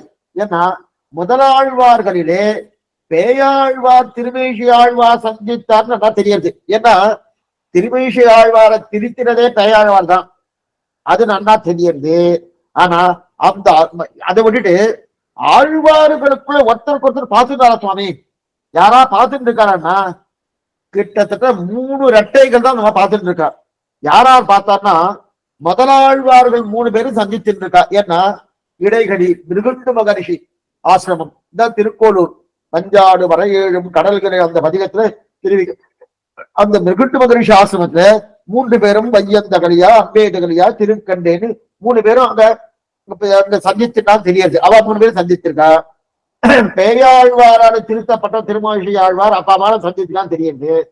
அதற்கு மேல யாரார் சுவாமி எந்தெந்த ஆழ்வார் பண்ண? நம்ம ஆழ்வாரும் மதுரகவி ஆழ்வாரும் சந்தித்து இருந்திருக்கா. 2 பேரும் கேட்டுடை. சத்தத்தின் வயிற்றில் சிறியது பிறந்தால் எத்தைத்தின் எங்கே அவர் கேட்க அத்தைத்தின் அங்கே அவர் சொன்னால் அது நல்லா தெரியாது. அதுக்கு மேற்கொண்டு 3வது பெரிய ஆழ்வார் ஆண்டாளம். இதை தவிர அப்படின்னா முதலாழ்வார்கள் சந்தித்துக் கொண்டிருக்கிறார்கள். நம்மாழ்வாரும் மதுரகவி ஆழ்வாரும் சந்தித்திருக்கா. பெரியாழ்வாரும் ஆண்டாலும் சந்தித்திருக்கா. அதை தவிர மற்ற யாரும் சந்தித்து கொண்டுதான் நமக்கு தெரியல இல்லை. ஆனா பாசுரத்துல அதை பத்தி பாடியிருக்காருன்னா ஒண்ணுமே கிடையாது. இதுல ஒரே ஒரு விஷயம் என்னன்னா இந்த சூடு கொடுத்த நாச்சியார் என்று சொல்லக்கூடிய ஆண்டாள் மட்டும்தான் பெரியாழ்வாரை பத்தி சொல்றாளே தவிர மற்ற எந்த கிரந்தத்திலுமே எந்த ஆழ்வாருடைய பிரஸ்தாபம் கிடையாது. இல்லையே சுவாமி. இவரு கண்கள் சிவந்த பெரியவா என்கிற கிரந்தத்துல ஒன்சங்கதவாளாழியாம் ஒருவனடியேன் உள்ளாரின்னு 8ஆம் பத்துல நம்மாழ்வார் தெரிவிக்கிறாரு. சங்கத்தின் அம்சம் அதே போல கதையின் அம்சம் வாளின் அம்சம் அதே போல சக்கரத்தின் அம்சம்னு பொய்கை ஆழ்வாரன்னு பூதத்தாழ்வாரன்னு பேயாழ்வாரன்னு திருமேஷி ஆழ்வார் அவ 4 பேரும் சொல்லியிருக்காருன்னா சொல்லியிருக்காருன்னா இந்தந்த அம்சமா பிறந்தான்னு சொல்லியிருக்காரு தவிர அவரை சந்திக்கல. அவள் ஏன்னா நம்மாழ்வாருடைய அவதாரம் கலியுகம். பொய்கையாழ்வார் தொடக்கமாக திருமேஷி ஆழ்வார் பரியந்த அவருடைய அவதாரம் துவாபர யுகம். ஆனா திருமேஷி ஆழ்வார் கலியுகத்தில் இருந்தாலும் சொல்றேன் இல்லை சுவாமி. அதைத்தான் சொன்னேன். அதை நீங்க அப்படியே வச்சுருவோ. அது என்னன்னு பின்னாடி பார்ப்போம். இப்ப இதை பண்ணிருக்காரனோ இப்ப இப்படி இருக்க செய்த இப்ப 3 பேரும் சந்தித்திருக்கா. பெரியாழ்வார் ஆண்டாள் மதுரகவியார் நம்மாழ்வார் முதலாழ்வார் தெரியாது. சரி சரி இதெல்லாம் தெரியாது. அதை பத்தி அவன் பாடவும் இல்லை. எந்த பாவத்திலும் இல்லை. ஆக திருமேஷி ஆழ்வார் கலியுகத்திலே 3600 வருஷங்கள் இருந்திருக்கா தெரியுது. அப்ப கலியனுக்கு அதாவது திருவேங்கை ஆழ்வாருக்கு பின்னாடியே நிறைய காலம் இருந்திருக்கணும். அவன் இருந்ததா பிரஸ்தாபமே இருக்கதா தெரியல. இதுல ஆச்சரியமான செய்தி என்ன தெரியுமா? நாதமணிகள் ஆழ்வார் திருநெல்வேலிக்கு போய் கண்ணினி திருந்தா சொன்னாரனோ அந்த 4000 வாங்கிட்டாரனோ அது எப்ப சுவாமி? அது எப்பன்னா திருவங்கை ஆழ்வாருடைய அவதாரம் கலி பிறந்து 398வது வருஷம். படியெல்லாம் ஆங்கில கணக்கு படி நம்ம சொல்ல முடியாது. ஏன்னா ஆங்கில கணக்கு ஆங்கில கணக்கு பண்ணினா உங்களுக்கு சொன்னா சட்டுன்னு புரியும். ஆனா சொல்ல முடியாது. ஏன்னா ஆங்கில கணக்கு ஆரம்பிச்சது 2024 வருஷம் தான். அதுக்கு முன்னாடி ஆங்கில கணக்கே கிடையாது. அதனால ஆங்கில கணக்கு எடுக்க முடியாது. அது ஜாகிரதையா சொல்றேன். கலியுகம் கலியுகம் கலியுகத்தை தான் சொல்லிட்டு இருக்கிறத விட ஆங்கில கணக்கு ஆச்சாரியாருடைய அவதாரம் வரைச்சு அப்ப வேணா ஆங்கில கணக்கு சொல்றேன். ஆனா ஆழ்வாருடைய அவதாரம் வரும்போது ஆங்கில கணக்கே கிடையாது. அதனால அதுக்கு எடுக்க முடியாது. அப்ப திருவங்கியாரோட அவதாரம் 398 கலியுகம் பிறந்து 308 வருடங்களுக்கு அவதாரம் மாட்டார். ஆனா இப்ப கலியுகம் பிறந்து 5125 வருஷம் ஆயிடுச்சனும். கிட்டத்தட்ட 4500 வருஷத்துக்கு முன்னாலேயே திருமங்கையாழ்வார் பரமபதம் போயிட்டார். 5125 அவர் கிட்டத்தட்ட கலியுகம் பிறந்து 500 வருஷத்துக்குள்ள எல்லா ஆழ்வாரும் கிளம்பியாச்சுன்னா அப்ப 4500 வருஷத்துக்கு முன்னாடியே எல்லா ஆழ்வாரும் பரமபதம் போயாச்சு. அதன் பிறகு நாதமணி வந்திருக்காரு. இப்ப நாதமணிகளுக்கும் திருமங்கையாழ்வார் பரமபதம் போவதுக்கும் கிட்டத்தட்ட 3500 வருஷங்கள் வித்தியாசங்கள் இருக்கு. சரி, 3500 இல்ல 3100 வச்சுக்கணும். அப்ப இந்த 3100 வருஷங்கள் 4000 திவ்ய பிரபந்தமே காணாம போயிடுச்சு. கொஞ்சம் என்ன புரிஞ்சுக்கோ, 4000 திவ்ய பிரபந்தமே கிடைக்கிற மாதிரி தெரியல. ஏன்னா நமக்கு குரு பரம்பரையில நம்மாழ்வாருக்கு அடுத்து யார போடுறான்னு நாதமணி தான் போட்டு இருக்கான். அப்ப நாதமணிகளுக்கும் நம்மாழ்வாருக்கு இடைப்பட்ட காலம் கிட்டத்தட்ட 3100 வருஷங்கள் இருக்கு. அந்த 3100 வருஷங்கள் என்ன ஆச்சு? குரு பரம்பரை ஏதாவது எழுதியிருக்காருன்னா ஒண்ணுமே எழுதுற, எத்தனை எழுதாம அப்படியே விட்டுருக்கா. ஏன்னா அவளுக்கு அந்த இடத்துல எந்த விதமான பிராதானியம் கொடுக்கப்படலை. இது இருக்கட்டும். அப்ப இப்படி இருக்கச்சு திருமேஷ ஆழ்வார் பண்ண பின்னாடி பாபு. ஏன்னா இவரை பத்தி ஒத்துனா சில அம்புகள்லாம் வருது, ஒத்துப்போம். இப்ப நாதமோடி அவதாரம் எப்ப சுவாமி, இதெல்லாம் சரியா இருக்கு. இப்ப இது வரைக்கும் பார்த்தது என்னன்னு நன்னா நீங்க புரிஞ்சுட்டதா மேற்கொண்டு இனிமே நாதமோடி அவதாரத்தோடு இதை வச்சு பார்த்தோம்னா ஓரளவுக்கு நமக்கு புரியும். இப்ப இது வரைக்கும் பார்த்தது மறுபடியும் என்ன சொல்றேன், வைகையாழ்வார், பூதத்தாழ்வார், பேயாழ்வார், திருமேஷி ஆழ்வார் துவாபர யுகம். துவாபர யுகத்துல 8,64,000 வருஷங்கள் துவாபர யுகம். ஆனா 8,62,901 வருஷத்துல இந்த 4 ஆழ்வாரும் அவதாரம் பண்ணிட்டான். ஒரே நாளும் கேட்காதீங்க, வெவ்வேறு நாள் தான் அவதாரம் பண்ணிட்டா தெரியுது. அதுக்கப்புறம் கனி பிறந்து 42 நாள் நம்மாழ்வார். அதுக்கு மேற்கொண்டு கனி பிறந்து 500 வருஷத்துக்குள்ள ஏனைய ஆழ்வார் அவதாரம் பூர்த்தியாயி மொத்தத்துல சீவகிட்ட போயாச்சு. இது தெரியுது. இப்ப நாதமுடைய அவதாரம் எப்பன்னா கலி பிறந்து 3685 வருஷம். 3685 வருஷம். இப்ப இவருக்கு ஆங்கில கணக்கு சொல்றேன், இங்கிலீஷ் கணக்கு பிரகாரம். அதாவது ஆங்கில கணக்குப்படி 823வது வருஷம் நாதமுடைய அவதாரம். இன்னைக்கு 2024 இல்லையா? ஆனா ஆங்கில கணக்குப்படி 823 நாதமுடைய அவதாரம். ஆனி மாசம் அனுஷ நட்சத்திரம் அவதாரம்.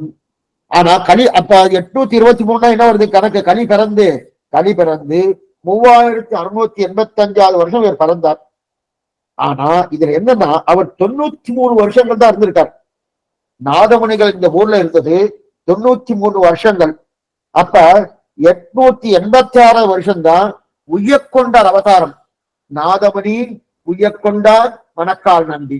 அப்ப நாதமுனிகள் தான் பிரதமாச்சாரியன், முதலாச்சாரியன் அவர் தான். அவருடைய சிஷ்யர் உய்யக்கொண்டார், அவருடைய சிஷ்யர் மணக்கால் நம்பி. அப்ப நாதமணி அவதாரம் 823, உய்யக்கொண்டார் அவதாரம் 886. அவர் எத்தனை வருஷங்கள் இருந்தார்? அவர் கிட்டத்தட்ட 89 திருநட்சத்திரங்கள் உய்யக்கொண்டார் இருந்திருக்கார்.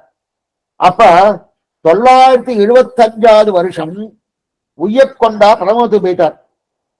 975 இந்த கணக்கில் பண்ணா ஞாபகம் வச்சுட்டு தான் உண்டு, இல்லைன்னா எழுதி வச்சிருக்கோம். 975 உய்யக்கொண்டார் பரமத்து போயிட்டார். 976 ஆலவந்தாவுடைய அவதாரம். 976 ஆலவந்தாவுடைய அவதாரம். அதனாலதான் நாதமுனிகள் தன்னுடைய இந்த சொத்தன இந்த சம்பிரதாயத்துடைய சொத்தை உய்யக்கொண்டாட்ட கொடுத்து, நீர் பார்த்து என்னுடைய பேரனால ஆலவந்தாருக்கு கொடுன்னு சொன்னார். ஆனா அவரால் கொடுக்க முடியல. ஏன்னா இவருக்கெல்லாம் கிளம்பி போயிட்டாரனோ, அதனால கொடுக்க முடியல.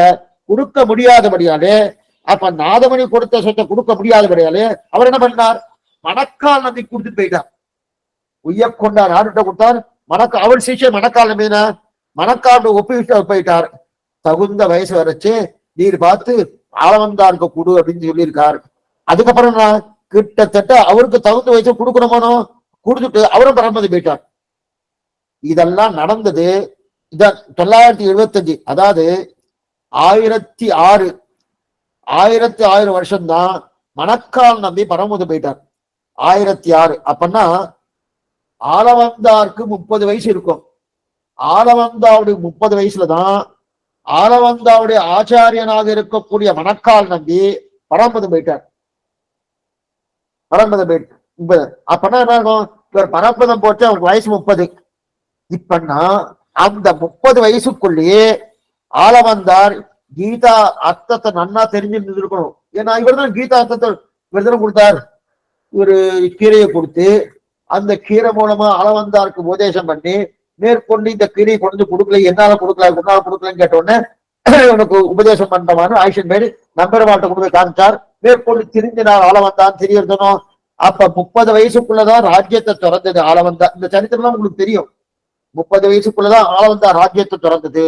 30 வயசுக்குள்ளதான் கீதா சாஸ்திரத்தை பெற்றுக் கொண்டது. அந்த 30 வயசுக்குள்ளதான் ஆட்சி ஆழ்வான் முதலாளெல்லாம் ஜெயிச்சது. எல்லாரும் ஜெயிச்சதுக்கு அப்புறம் நம்மை ஆளவந்தீரோ என்று ராணியால் அங்கீகரிக்கப்பட்டா இல்லையா, அதெல்லாம் பண்ணது 30 வயசுக்குள்ளதான். அப்பன்னா 30 வயசுல இவர் சம்பிரதாயத்துக்கு வந்துட்டார். ஆளவந்தா சம்பிரதாயத்துக்கு வந்துட்டார். ஆளவந்தா இருந்து கிட்டத்தட்ட 66 வயசு, 66 திருநட்சத்திரங்கள் ஆளவந்தா இருந்திருக்காரு. அவர் என்ன, அவர் ஒன்றும் தீர்காயுஷோட இல்லை.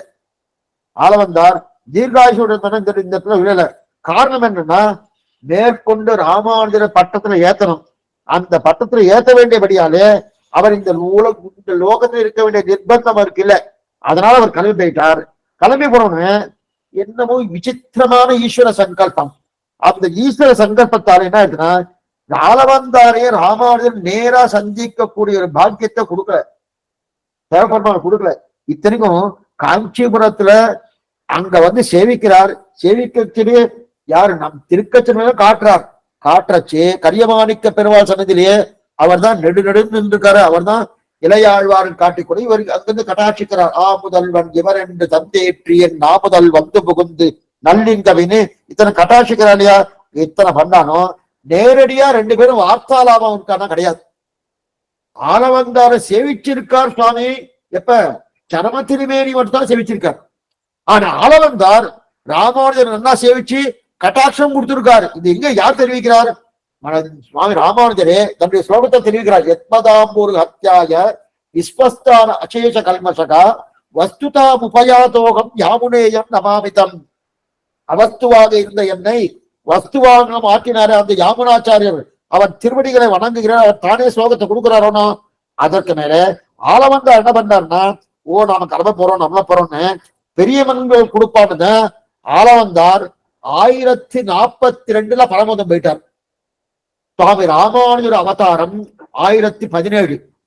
1017வது வருஷம் இதெல்லாம் ஆங்கில கணக்கம்படி 1017வது வருஷம் ராமானுஜர் அவதாரம். 1042 ஆளவந்தா பரமத்து போயிட்டார். பரமத்துன அப்ப ஆளவந்தார் பரமத்துக்கு போகும்போது ராமானுஜருக்கு வயசு 25. 25 வயசு. அப்பதான் அவரு முதல்ல ஸ்ரீரங்கத்துக்கு வராரு. பெரிய நம்பிதான் ஐஷன் வரார். அது என்னமோ விசித்திர ஈஸ்வர சங்கல்பம். அவர் வந்த உடனே அவர் திருநாட்டை அலங்கரித்தார். மேற்கொண்டு அங்க கொண்டு போய் பள்ளி படிச்சுட்டார். ஆளவந்தார் படித்துறைன்னு இப்பவும் போய் சேவிக்கலாம் ஸ்ரீரங்கத்துல. அங்கதான் பள்ளி படிச்சுட்டா அங்க போய் சேவிக்கிறார். சேவிச்சதுக்கு அப்புறம் இந்த மாதிரி ஆயிடுச்சுன்னு 3 விரங்களை மடங்கி இருக்க. அந்த 3 விரங்கள் என்னன்னு கேட்க 3 விதமான அவருக்கு அபிலாஷை இருக்கு.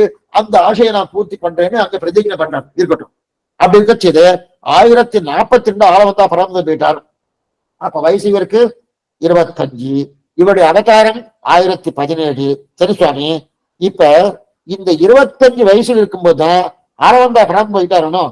அதே போல 25 வயசுல தான் ராமனுக்கு பட்டாபிஷேகம் சொல்லிட்டு கல்யாணமாச்சு. ராமனுக்கு கல்யாணமாச்சு 12 வயசு. 12 ஆண்டுகள் சீதையோடு ஆனந்தமா இருந்தார். நன்னா சீதையோடு ராஜ்யத்துல இருந்தான்.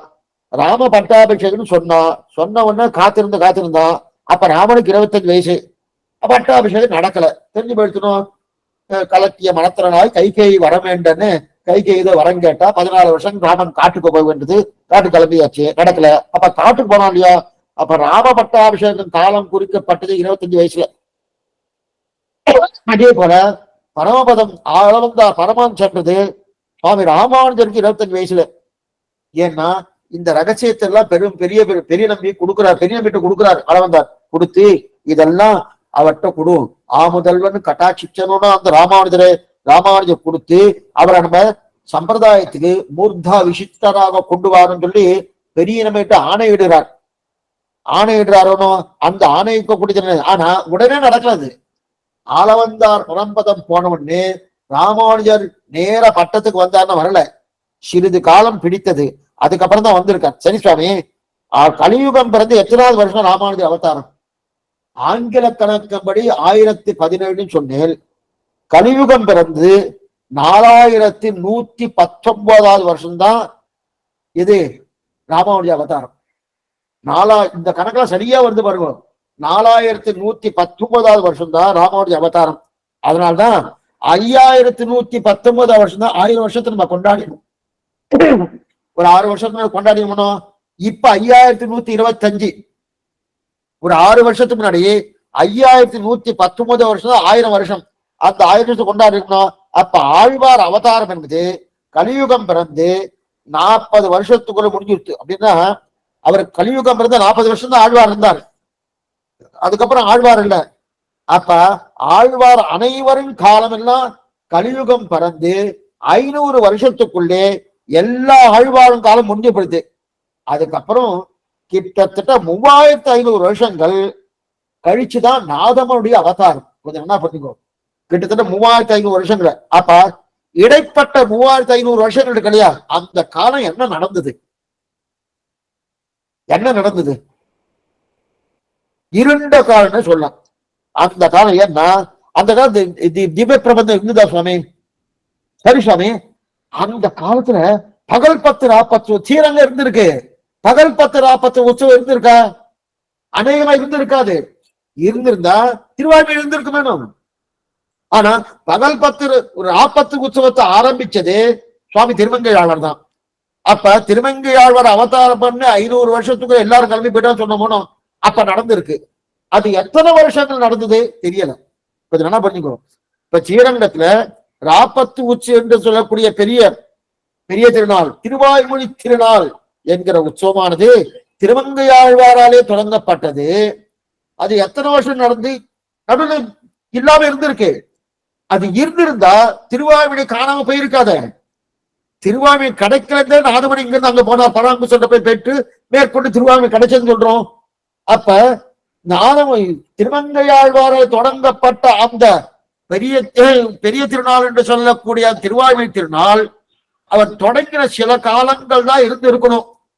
அதுக்கப்புறம் அது இல்லைன்னு தான் தன்றது. ஏன்னா இருந்திருந்தா திருவாய்மொழி இருந்திருக்குமானோ அப்ப தெரியறது.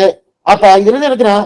அதன் பிறகு 3688 இருந்தா 93 திருவிழத்தில் நாதமணி இருந்திருந்து பரமதம் போயிட்டார். இப்ப ராமானுஜர் என்னன்னா நாதமணி கிட்டத்தட்ட ராமானுஜர் நாதமணி எவ்வளவு வருஷங்கள் வித்தியாசம்? இவர் 823 நாதமணி அவதாரம். இவர் 1017. கிட்டத்தட்ட என்ன பாத்துக்கோ, கிட்டத்தட்ட 250 வருஷத்துக்கு மேல வித்தியாசங்கள். 250 வருஷத்துக்கு மேல இவா 2 பேருக்கும் வித்தியாசம் இருக்கு. அதன் பிறகு சுவாமி ராமானுஜர் 160 வருஷங்கள் இருந்திருக்காரோ இந்த லோகத்துல இருந்திருக்கார். அப்ப கிட்டத்தட்ட 3500 பற்றி எந்த விதமான புஸ்தகத்திலும் கிடையாது. அதாவது திருமங்கையாழ்வார் காலத்துக்கு பின்பு திருமங்கையாழ்வார் காலத்துக்கும் நாதமுனியுடைய காலத்துக்கும் நடுவில் இடைப்பட்ட காலம் இருக்கணும். அதுக்குதான் 3500 வருஷங்கள். அந்த 3500 வருஷங்கள் என்ன சுவாமி ஆச்சு?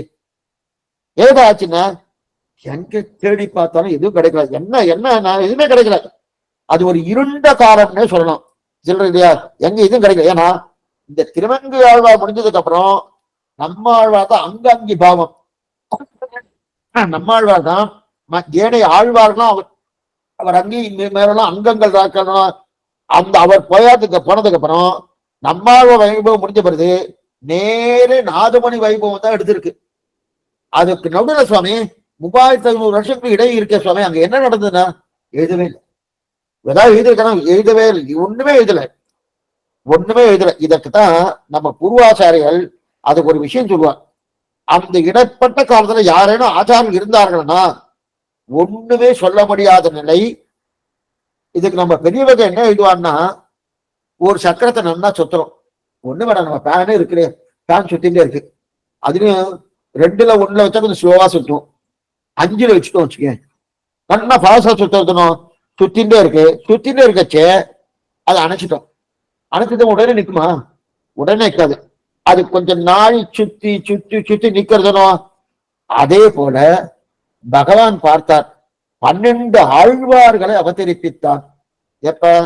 துவாபர யுகம் 8,62,900. அது ஆரம்பம். துவாபர யுகம் 8,62,900. இப்ப நம்ம இன்னும் ஒண்ணு பார்க்கல. திருமேஷ ஆழ்வார் நீங்க அப்படியே விட்டுருக்கிற சுவாமி, அது விஷயமே சொல்லலையே அப்படின்னு. அப்ப அவர் இருந்திருக்கணும்னா இவரெல்லாம் சந்தித்திருக்கணுமே. அதை பத்தி சொல்றேன், பின்னாடி சொல்றேன். அநேகமா இன்னைக்கு வராது, நாளைக்கு சொல்றேன் அதை பத்தி. நீ சொல்றேன்னா அப்ப 8,62,900 தான் அவ ஆரம்பிச்சிருக்கா முதல் ஆழ்வார். அதுல இருந்து ஆரம்பிச்சு கலியுகத்துல 500 வருஷத்துக்குள்ள எல்லா ஆழ்வாரும் பூர்த்தி ஆயிடுதுன்னு தெரியுது. ஆனா இந்த 12 ஆழ்வார் அவதாரம் பண்ணது அபாரமான ஒளி. இந்த ஒளியானது எங்க ஆரம்பிச்சது? 8,62,901. கிட்டத்தட்ட துவாபர யுகத்தில் 1100 வருஷங்கள், அதிலிருந்து கலியுகத்துல 500 வருஷங்கள், கிட்டத்தட்ட அங்க ஒரு 1100, இது ஒரு 500, மொத்தம் 1600. அதாவது 1500 வருஷத்துக்குள்ள 12 ஆழ்வாவுடைய அவதாரத்தை பூர்த்தி பண்ணினான் பகவான். நல்லா பாத்துக்கோ. துவாபர யுகத்தில் 1100 வருஷங்கள் மிச்சம் இருக்கு. என்ன கணக்கு? 8,62,901. துவாபர யுகம் பூர்த்தியா 8,64,000 வருஷங்கள். அதுல ஒரு 1100 வருஷங்கள் இருக்கு. கலியுகம் பறந்ததுல இருந்து 500 வருஷத்துக்குள்ள எல்லா ஆழ்வாரும் அவதாரம் பண்ணி பரந்தம் போயிட்டா. அப்ப அந்த 1100, இது ஒரு 500, இரண்டையும் சேர்த்தோம்னா 1600 வருஷங்கள் ஆகுது.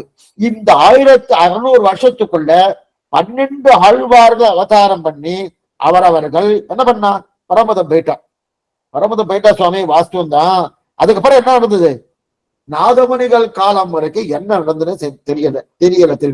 ஆனா முதல்ல பாசனத்தை கொடுத்ததே 4000 ஜீவப்பிரபந்த பாசனத்தை கொடுத்ததே யாருன்னா பொய்கை ஆழ்வார் தான். வையம் தகலியாய் பார்கடலை நெய்யாக வெய்ய கதிரோன் விளக்காக அப்படின்னு வாசனத்தை கொடுத்தார். முடிக்கட்சி என்ன? திருமங்கை ஆழ்வார் தான் முடிக்கிறார். அப்ப ஆரம்பம் பொய்கை ஆழ்வார் இடத்துல, முடிவு திருமங்கை ஆழ்வார் இடத்துல. வையந்தகலியா பார்கடலை நெய்யாக வெய்ய கதிரோன் விளக்கான ஆரம்பிச்சார்.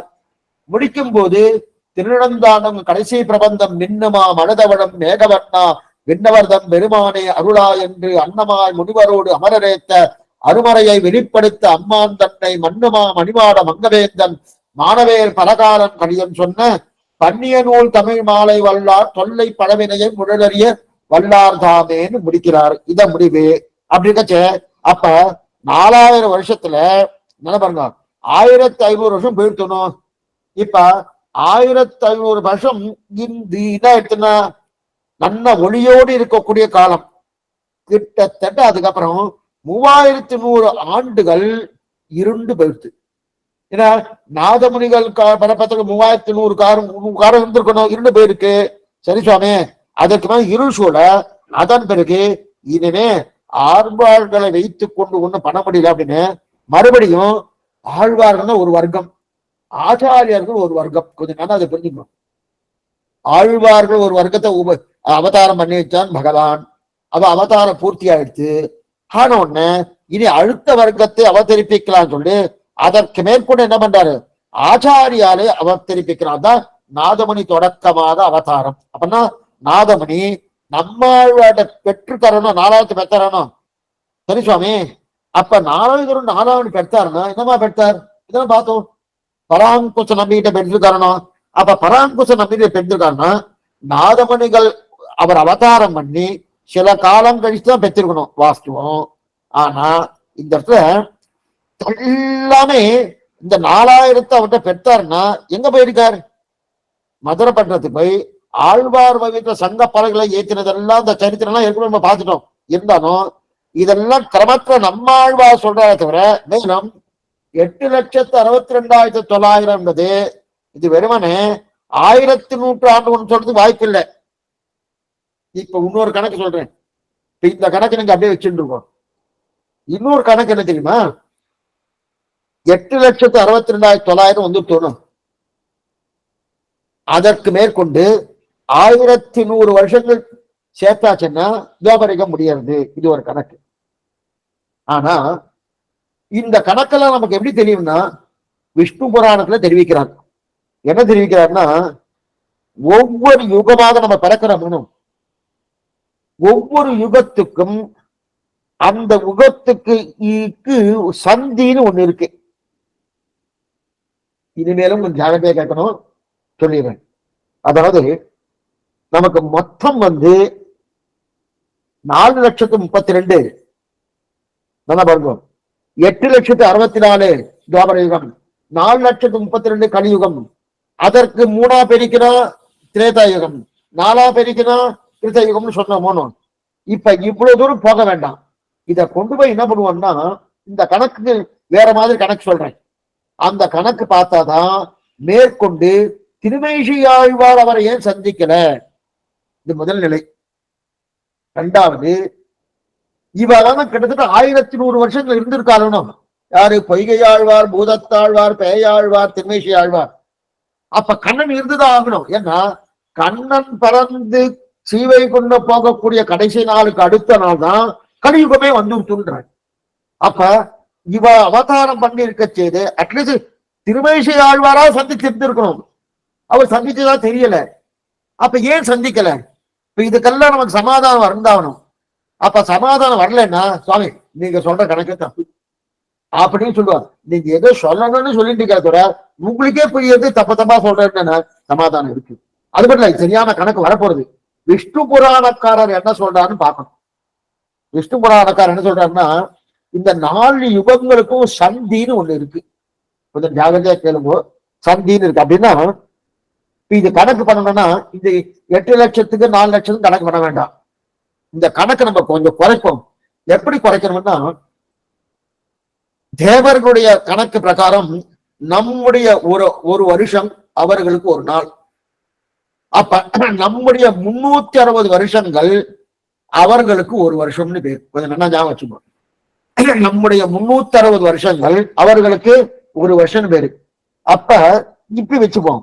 மொத்தம் 4 யுகங்கள் சேர்ந்தது எத்தனை வருஷங்கள் தெரியுமா? 4 யுகங்கள் சேர்ந்தது எத்தனை வருஷம் தெரியுமா? 4 யுகங்கள் சேர்ந்தது. அந்த 4 யுகங்கள் சேர்ந்த எத்தனை வருஷமோ அத்தனை வருஷத்தை 360 நம்ம வகுத்தோம்னா அந்த 4 யுகங்களுக்கு தேவர்களுடைய வருஷம் என்னவோ அது வந்துடும். அப்படின்னா 4 யுகங்கள் சேர்ந்து தேவர்களுடைய கணக்குப்படி 12,000 வருஷங்கள். நல்லா பாருங்க, 4 யுகங்கள் பிரகாரம் தேவர்களுடைய கணக்குப்படி 12,000 வருஷங்கள். இதாவது சதுர்யுகம்னு பேர். ஒரு சதுர்தம் என்பது தேவர்களுடைய கணக்குப்படி 12,000 வருஷங்கள் தேவர்கள் கணக்குப்படி. சரி, அப்படி இருக்க செய்து இதை என்ன பண்ணணும்னா, இத 1, 2, 3, 4 அப்படி பிரிச்சுக்கலாம். அப்ப 1 என்பது ஒரு யுகத்துக்கு, 2 என்பது ஒரு யுகத்துக்கு, 3 என்பது ஒரு யுகத்துக்கு, 4 என்பது ஒரு யுகத்துக்கு. அப்படின்னா இந்த 12,000 வருஷம் இருக்கு இல்லையா, 1200 வருஷங்கள் கலியுகம்னு வச்சுக்கணும். அதற்கு மேற்கொண்டு 2400 வருஷங்கள் துவாபர யுகம்னு வச்சுக்கணும். 3600 வருஷங்கள் திரேதா யுகம்னு வச்சுக்கணும். அதான் உண்மை. 4800 வருஷங்கள் கலியுகம்னு வச்சுக்கணும். அப்ப 1200, 2400, 3600, 4200 இந்த 4ஐயும் சேர்த்தோம்னா 12,000 வருஷங்கள் வரும். அப்ப இல்லையே சமயம் கலியுகம் 1200 தானா? 1200 பெருக்கல் 360. 1200 வருஷம் என்பது தேவர்களின் கணக்குப்படி. நம்முடைய கணக்குப்படி 1200 360 பெருக்கணும்னா எவ்வளவு வருது? 4,32,000 வருஷங்கள் வரும். இதுதான் கலியுகத்துக்கு. இப்ப ஏன் சுவாமி இதை மாத்தினா கணக்கு கொஞ்சம் சரியா வரும். ரொம்ப லட்சம் போட்டு வச்சுக்கேன், கொஞ்சம் கன்ஃபியூஷனும். இதுதான் வரும். அப்ப துவாபர யுகத்துக்கு 2400 வருஷங்கள். இதுல துவாபர யுகம் என்பது 2000 வருஷம் தான். நல்லா பாத்துக்கோ, 2000 வருஷம் தான் துவாபர யுகம். அப்ப மிச்சம் 400 சுவாமி. அந்த 400 2ஆ பிரிக்கணும். 400 2ஆ பிரிச்சா சந்தின்னு சொல்லுவா. இந்த பக்கம் சந்தி, அந்த பக்கம் சந்தி, 2 சந்திக்கு 800 வருஷங்கள். அப்படின்னா நல்லா பாருங்க, சந்தி என்னன்னா துவாபர யுகம் ஆரம்பிப்பதற்கு முன்னாடி திரேதாயுகத்திலும் துவாபர யுகத்துக்கு வருமானம். அப்ப திரேதாயுகத்திலும் துவாபர யுகத்துக்கு வரும்போது அந்த துவாபர யுகம் ஆரம்பிப்பதற்கு முன்னாடியே சந்தின்னு ஒரு காலம் இருக்கும். அந்த சந்தி காலம் துவாபர யுகமா இருக்காது. அந்த 200 வருஷம் வெறுமே இருக்கும். அந்த 200 வருஷத்துக்கு தான் சந்தின்னு பேர். இந்த 200 வருஷம் எதை வைத்துக் கொண்டு? தேவர்களுடைய கணக்கை வைத்துக் கொண்டு. அதே போல அந்த துவாபர யுகம் முடியும் போது ஒரு சந்தி வருது, அப்பவும் 200 வருஷம். அதே போல கலியுகத்துக்கும் உண்டு. 1200 பார்த்தோம்னா 100 வருஷம் முன்னாடி சந்தி, 100 வருஷம் பின்னாடி சந்தி. அதே போல இதுக்கும் உண்டு, திரேதாயுகத்துக்கும் உண்டு. 3600 பார்த்தோம்னா 300 வருஷம் முன்னாடியும் உண்டு, 300 வருஷம் பின்னாடியும் உண்டு. அதே போல கிருதயுகத்துக்கு பார்த்தோம்னா 4800 வருஷம், அதுல 4000 வருஷம் தான் கிருதயுகம். அப்ப 400 வருஷம் முன்னாடியும் உண்டு, 400 வருஷம் பின்னாடியும் சந்தி உண்டு. இந்த சந்தி பிரகாரம் கணக்கு பண்ணணும். இந்த சந்தி பிரகாரம் கணக்கு பண்ணியாச்சுன்னா இப்ப இந்த கணக்கு ஒழுங்கா வரும் பாருங்க. எப்படி வரும்னா, இப்ப நம்முடைய பாத்தீங்க துவாபர யுகம் முடியும் போது முடிஞ்சுட்டு முடிஞ்ச அடுத்த நாளே கலியுகம் ஆரம்பிக்கிறது ஒண்ணு. ஆனா அதுக்கு நடுவுல சந்தின்னு ஒரு வரும். அந்த சந்தியுடைய கணக்கை நம்ம பார்த்துட்டோம்னா, இப்ப நம்முடைய பூர்வாச்சாரர்கள் கொடுத்த அந்த துவாபர யுகத்துல 8,62,901 வைகை ஆழ்வார் அவதாரம் சொல்லியிருக்காங்க. சரியா வரும், எந்த விதமான தப்பு வராது. என்ன வரணுது நீங்க அவசியம் நாளைக்கு வரணும். ஏன்னா இதை இப்படி விட்டாச்சுன்னா என்னவோ கணக்கு சொல்லியிருக்கா சுவாமி, லட்சம் லட்சம் கணக்கு சொல்லியிருக்காரு, என்னவோ சொல்லியிருக்காரு அப்படின்னு நினைக்கப்படாது. இந்த கணக்கு பார்த்துட்டோம்னு வச்சுக்க, அப்பதான் ஆழ்வாவுடைய கிரமம் இதான் போல் இருக்கு அப்படின்னு என்ன புரியும். அதுதான் இங்க ஆரப்பொழில் தென்குருகை பிரான் இத்தனை பேருடைய குரு பரம்பரா பிரபாவம் இதை சொல்ல வேண்டிய ஒரு நிர்பந்தம் வந்தபடியால சொல்லிட்டு இருக்கேன். மேற்கொண்டு பார்க்கலாம். சாயங்காலம் காலட்சேபம் உண்டு. காலங்காலம் பௌதீஷ காலட்சேபம் அவசியம். ஏன்னா யோனிச்ச வச்சுதபதாம்புது ஆசிரியமா ஜயத்துடைய அர்த்தத்தை சொல்லக்கூடிய ஆசிரமாபாசனம் அவசியம் வரும்படி பிரார்த்திக்கிறேன். இப்ப ஏதாவது சந்தேகம் இருந்தா அவசியம் கேட்கலாம். ஆழ்வார் பெருமானார்ஜிய திருவிழியேசனம், ஆச்சாரியன் திருவிழிகளேசனம், பாகவதாக திருவடிகளே சரணம்.